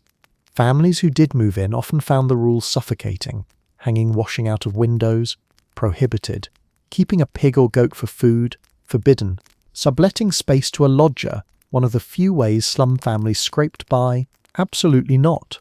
Model dwellings offered privacy compared to the old rookeries, but they also demanded conformity. The poor were expected to live not only in new homes, but also in new ways tailored to the reformers' ideals. There were genuine benefits, of course. Better ventilation meant less suffocating air. Courtyards gave children safer places to play than the sewage-soaked alleys of the old rookeries. Fire hazards were reduced with sturdier staircases and proper chimneys. Disease rates dropped in some areas, and the sense of order appealed to families desperate for a reprieve from the chaos of the slums. Compared to collapsing tenements, a flat in a model dwelling really did feel like an upgrade. But reform carried an invisible cost: community. The dense networks of neighbours in old slums, those who shared scraps of food, watched each other's children, and offered emergency loans, were fractured when entire rookeries were bulldozed. Families displaced by clearance often lost not just their homes, but their support systems. In the new blocks, rules discouraged the informal survival tactics that had kept people alive. Poverty didn't vanish, it was simply dressed in brick. Critics of housing reform pointed out another irony. While vast sums were poured into clearing and rebuilding, far more families remained in untouched slums than ever saw a model dwelling. Clearance was patchy, focused on high-profile districts that embarrassed the city rather than on the areas where need was greatest. For every red brick block, dozens of rotting tenements continued to sag in silence. The solution was more a performance than a cure. Meanwhile, the poor continued to improvise. Some took advantage of the reforms, moving into model housing if they could stretch to the rent. Others shifted to even more overcrowded districts, now under greater pressure thanks to the clearance of neighbouring streets. The cycle of eviction, relocation and poverty simply kept spinning. Housing reform was never fast enough, widespread enough or affordable enough to break it. Still, the very existence of model dwellings symbolised a shift. For the first time, the state and wealthy benefactors acknowledged that housing was a public issue, not just a private matter between tenants and landlords. The idea that poor families deserved something better than collapsing hovels was revolutionary in its own right, even if the execution fell short. The Edwardian era planted the seeds for future housing acts and council estates, though it would take decades and 2 world wars before affordable housing for the masses became reality. For slum families of the early 1900s, however, the immediate experience of reform was a mixed bag. A handful escaped to sturdier homes, while the majority remained trapped in overcrowded misery, priced out of progress. Model housing might have been painted as the future, but the present still looked a lot like the past, just with more red brick. The irony was that even as reformers built shiny new housing blocks, the people who needed them most were left outside, staring up at windows they couldn't afford. In that sense, model dwellings were less about solving poverty and more about soothing middle-class guilt. Look, they could say, we are doing something. Meanwhile, the soup remained thin, the ceilings still sagged, and families still slept 10 to a room. And as the bulldozers reshaped neighbourhoods, something else took root: resentment. Many slum residents didn't want to be studied, displaced or disciplined into respectability. They wanted security, wages and dignity, not rules about when they could hang their washing. If the city wanted to reform the poor, in turn, wanted to reform the city, which leads us to politics. Because while reformers tinkered with housing and charities handed out soup, the government itself was beginning to stir, grappling however reluctantly with the vast machine of poverty. Next, we'll step into Parliament's chambers and explore the earliest political responses to Edwardian slum misery. Speeches, acts and promises that often sounded more impressive than they ever felt in the streets.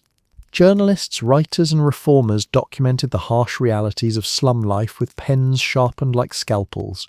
They wandered into the darkest corners of Edwardian London, scribbled feverishly in notebooks, and then returned to print stories that horrified the middle classes over morning tea. Your suffering finally got published, but sadly not paid. If you were starving, at least your misery might earn someone else a byline. These voices of the slums came in many forms. Some were crusading journalists determined to shock society into action. Others were novelists who transformed squalor into literature. A few were reformers who believed that publishing cold, hard facts would force governments and landlords to confront the truth. And sometimes they succeeded, at least in stirring outrage. Readers devoured accounts of crowded tenements and hungry children, the way they devoured crime thrillers, grimly fascinated by the lives of the other half. Henry Mayhew had pioneered this kind of reporting decades earlier, with his London Labour and the London Poor, documenting the street sellers, scavengers and beggars of the Victorian capital. By the Edwardian period, his spirit lived on in writers who pushed the reality of the East End into the drawing rooms of Kensington and Mayfair. Investigative reporting described slum dwellers in vivid detail: the cracked walls, the rat infestations, the children with hollow cheeks and bare feet. The point was to make comfortable readers uncomfortable, to turn away from their marmalade toast and realise that just a mile away, someone's breakfast was nothing at all. Novelists, too, made poverty into narrative. Their work often blurred the line between social document and melodrama. Characters inspired by real slum dwellers appeared in plays and serials, tugging at heartstrings and rattling consciences. Of course, sometimes they also reinforced stereotypes, painting the poor as either noble sufferers or dangerous degenerates. But whether accurate or exaggerated, these stories carried slum voices further than the people themselves ever could. Reformers wrote with less flair but more fire. Their reports were loaded with statistics, mortality rates, square footage of rooms, numbers of people per household. They catalogued misery with bureaucratic precision, turning human lives into columns of data. Their intention was clear. Numbers gave weight to what anecdotes could not, but for the families listed in those reports, there was little comfort in knowing they had become a figure in a table.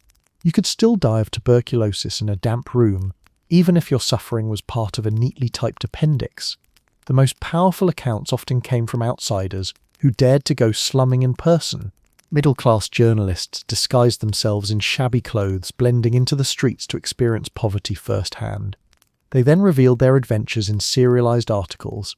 I lived 3 days in the East End and saw horrors unimaginable.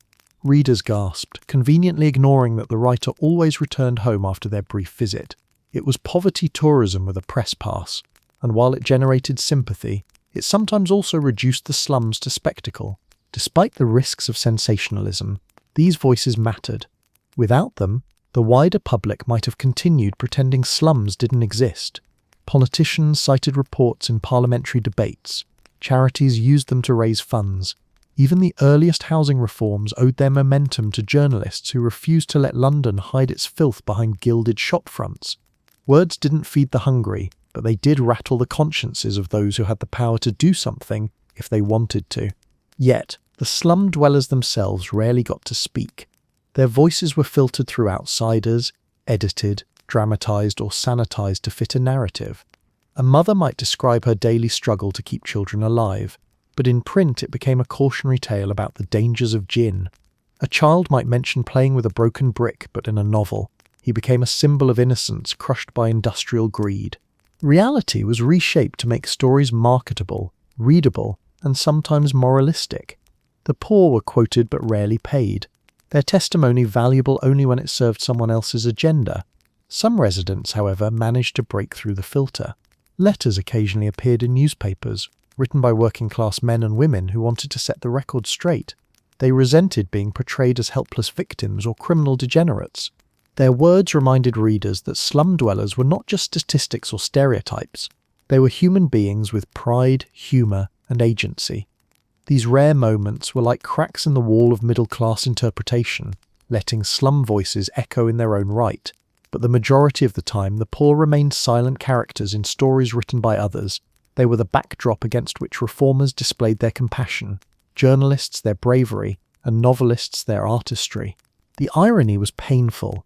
The people who lived the nightmare had the least control over how it was told. Humour crept in even here.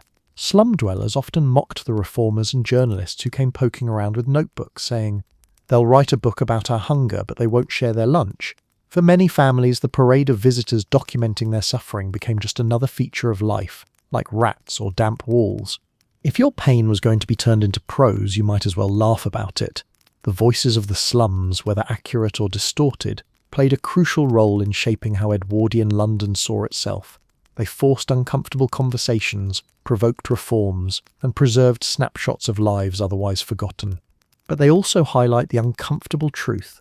Poverty was a stage on which others performed their outrage, pity or artistry, while the real actors remained unpaid, unheard and hungry. And as the Edwardian era rolled forward, these voices contributed to a growing legacy, an uncomfortable inheritance of urban poverty that would outlast the pamphlets, the novels and the shocked gasps of reformers. Next we'll move to the final chapter, the legacy of Edwardian slum life itself, and how it left scars on the city long after the last pamphlet was printed and the last brick tenement fell. The horrors of Edwardian slums eventually inspired housing laws and public health reforms, but only after decades of resistance, denial and suffering. London eventually learned that healthy citizens live longer.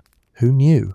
What seems blindingly obvious to us, that people thrive when they aren't coughing their lungs out in damp tenements, was for the Edwardians a revelation that had to be hammered home by statistics, scandals, and the tireless persistence of reformers. The slum nightmare didn't end overnight. The overcrowded tenements, the choking smog, the vermin, and the endless hunger carried well into the early 20th century. But slowly, piece by piece, governments and councils began to respond. The public health crises, cholera outbreaks, rampant tuberculosis, high infant mortality, made it harder to pretend the misery was just the poor being poor. Reformers and journalists had shoved the reality into polite drawing rooms, often enough that ignoring it became politically costly. One of the major legacies was housing reform. By the 1910s, and especially after World War I, the idea that government had a responsibility to provide safe, affordable homes began to take hold. The London County Council expanded its clearance and construction programmes, demolishing some of the worst rookeries and creating larger-scale council housing. These early efforts were far from perfect. Rents remained high, and many families were displaced, but they laid the foundation for the vast council estates that reshaped London's working-class life later in the century. The principle that housing was a public responsibility had been born out of the rubble of collapsed tenements. Public health reform was another legacy. The link between environment and disease, once treated with skepticism, became undeniable. Better sewage systems, regulated water supplies, and stricter sanitation laws were introduced to combat the epidemics that had once torn through entire neighbourhoods. Health inspectors were given more power to shut down unsafe housing, and medical officers tracked mortality with growing urgency.